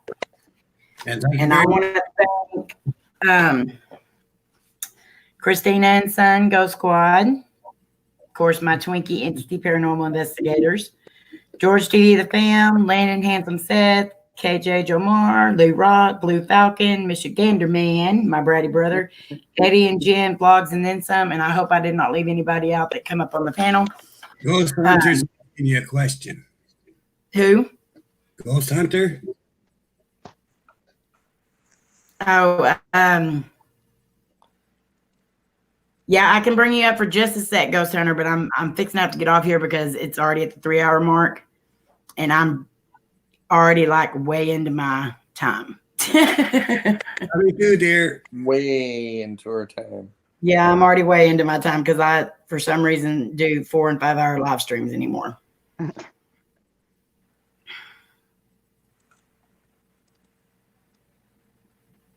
Love you, Lori.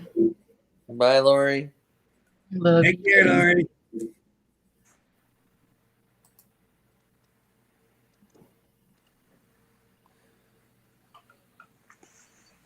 Hang on, I'm having to get the link because I've been in the Danny's link. And news, I have me and Lakeshore Paranormal and a few other people. We're going to try to go back to the Al Capone's Yellow Motel this Friday. Nice.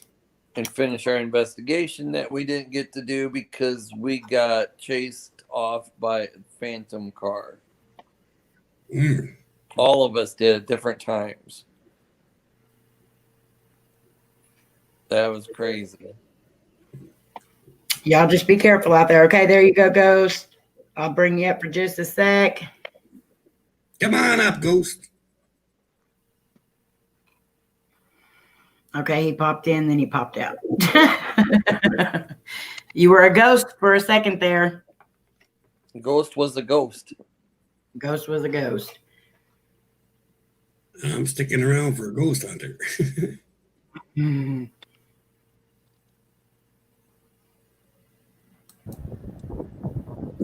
Hey, Danny. Hey, Ghost, how's it going? Congratulations on 51 years, first of all. Thank you. I do have a quick question if you are able to answer real quick, because I know you guys probably want to wrap it up and stuff. What exactly got you into the whole paranormal thing? I don't know if you've touched on that already, but... It's a family thing. It's been handed down like 7 generations now. We have on one side of my family are nature druids, and the other half are shaman. So it's been passed down from generation to generation. I picked up the torch. I mean, how does it feel having been doing this for 51 years, you know? What's that? I mean, it's got to be words. Like, how does it feel to have been doing this for 50 plus years now? It's kind of like if I didn't do it at this point, half of me would be missing. Like it's something that I'm so used to doing now, and that I would miss it if I stopped doing it, I think. Oh yeah, you definitely would. But I definitely want to thank you for sticking around as long as you have. It's people like you and What the Paranormal and everyone we have association with that I've been an paranormal investigator for 13 years now. So thanks to not only you but everyone else here. That's awesome. Well, I hope we get to see another time where we get to chat together again. That'll be good. And it's great to see you again, Rob, April, and Christina. You too, Ghost. You too, Ghost. And take care, you guys. I know things have been crazy, but here's the 51 more. Yes, stay safe. All right. Thanks for this interesting time. Thank you. Thanks, Ghost. Bye. Bye. Bye. Brendan Thanks, Brendan said, Danny. here's the 51 more. Thank you. Hello, Brendan. What's up, Brendan? Well, thank you very much, guys. This has been fun. It's nice to have people come and say hi. I really appreciate it. It makes me feel good. Well, Danny, you're always there for everybody else. Mm-hmm. Well, And thank you so much for coming up and letting us schmooze you over for a little while. all right, guys. Thank you and blessings to all. We love you. Love you, Love you, Danny. Love yous. Bye-bye. Bye. Okay, so y'all make sure y'all go get Danny. Yeah, butter Please. that buns. Yep, butter his buns. He likes lots of butter. And I appreciate everyone being here tonight. Thank y'all so much. And tomorrow night I'm going to be on Trinity Paracryptic. Twiggy gets so mad because she's got to work. I'm going to be on Trinity Paracryptic Researchers live stream. They're going to be interviewing me and Lainey at 6:30 p.m. Central Standard Time. So y'all make sure y'all go and check that out. And then we'll be on Crossroads Explorers tomorrow night at 10 p.m. Eastern Standard Time. Rob, quit poking Twinkie in the ear. And Amy, thank you so much for having me up on your panel. I'm so you're honored. very welcome. It was so much First fun. time, so here. It And I had was a awesome. wonderful Thank you. time. Thank you. Yes, it was awesome. Finally you. talking to Christina. Yes. And this time you're not eating lunch, Rob. Right, yeah. Lady, where is she from? Where is she from? I said New York. She's like, oh yeah. That's all right, Brendan. Love you. And Tuesday night we will be on Entity Paranormal Investigators, my Twinkies. So y'all make sure you check that out, and y'all make sure y'all check out Christina and Son Ghost Squad and Michigander Man. And I got news too. If things turn out, I'm supposed to be getting a tablet from a friend. So if I get it before Thursday or by Thursday, I will be doing an interview like I was supposed to last Thursday of Lakeshore Paranormal. That'll be awesome. We can't wait for that. So I hope you get it in this week because that's an interview I want to definitely be part of. Yes. And guys, go butter Lakeshore Paranormal's buns. Yeah, Lakeshore Paranormal just had a birthday, y'all. So tell them happy birthday and go butter them buns. Birthday. Christina and Rob and Twinkie, can y'all comment in the chat as y'all leave? That way people can go and butter your buns. I can figure it if I can figure it out. Well, you can go off and comment. I'll leave it on long enough for you to go out and comment if you need to, Rob. All right, yeah, I'll just do that. Okay, I love you guys. Y'all mean the world to us. We hope you know that. And we will see you all tomorrow night and Tuesday night. Love you guys so much. Thank y'all for being here. And we love you, Danny. Love you. Okay, y'all have a good night. There's Christina's and there's Rob. I'm trying to get to it. Twinkie's trying to get to it. Thank you, Christina. Thank you, Rob. And everyone else that come up on the panel. You guys were awesome. Thank you, Ghost, for coming up. Hey, hey, hey, hey. All right, give me a second. You're welcome, Christina. It was fun. Come on.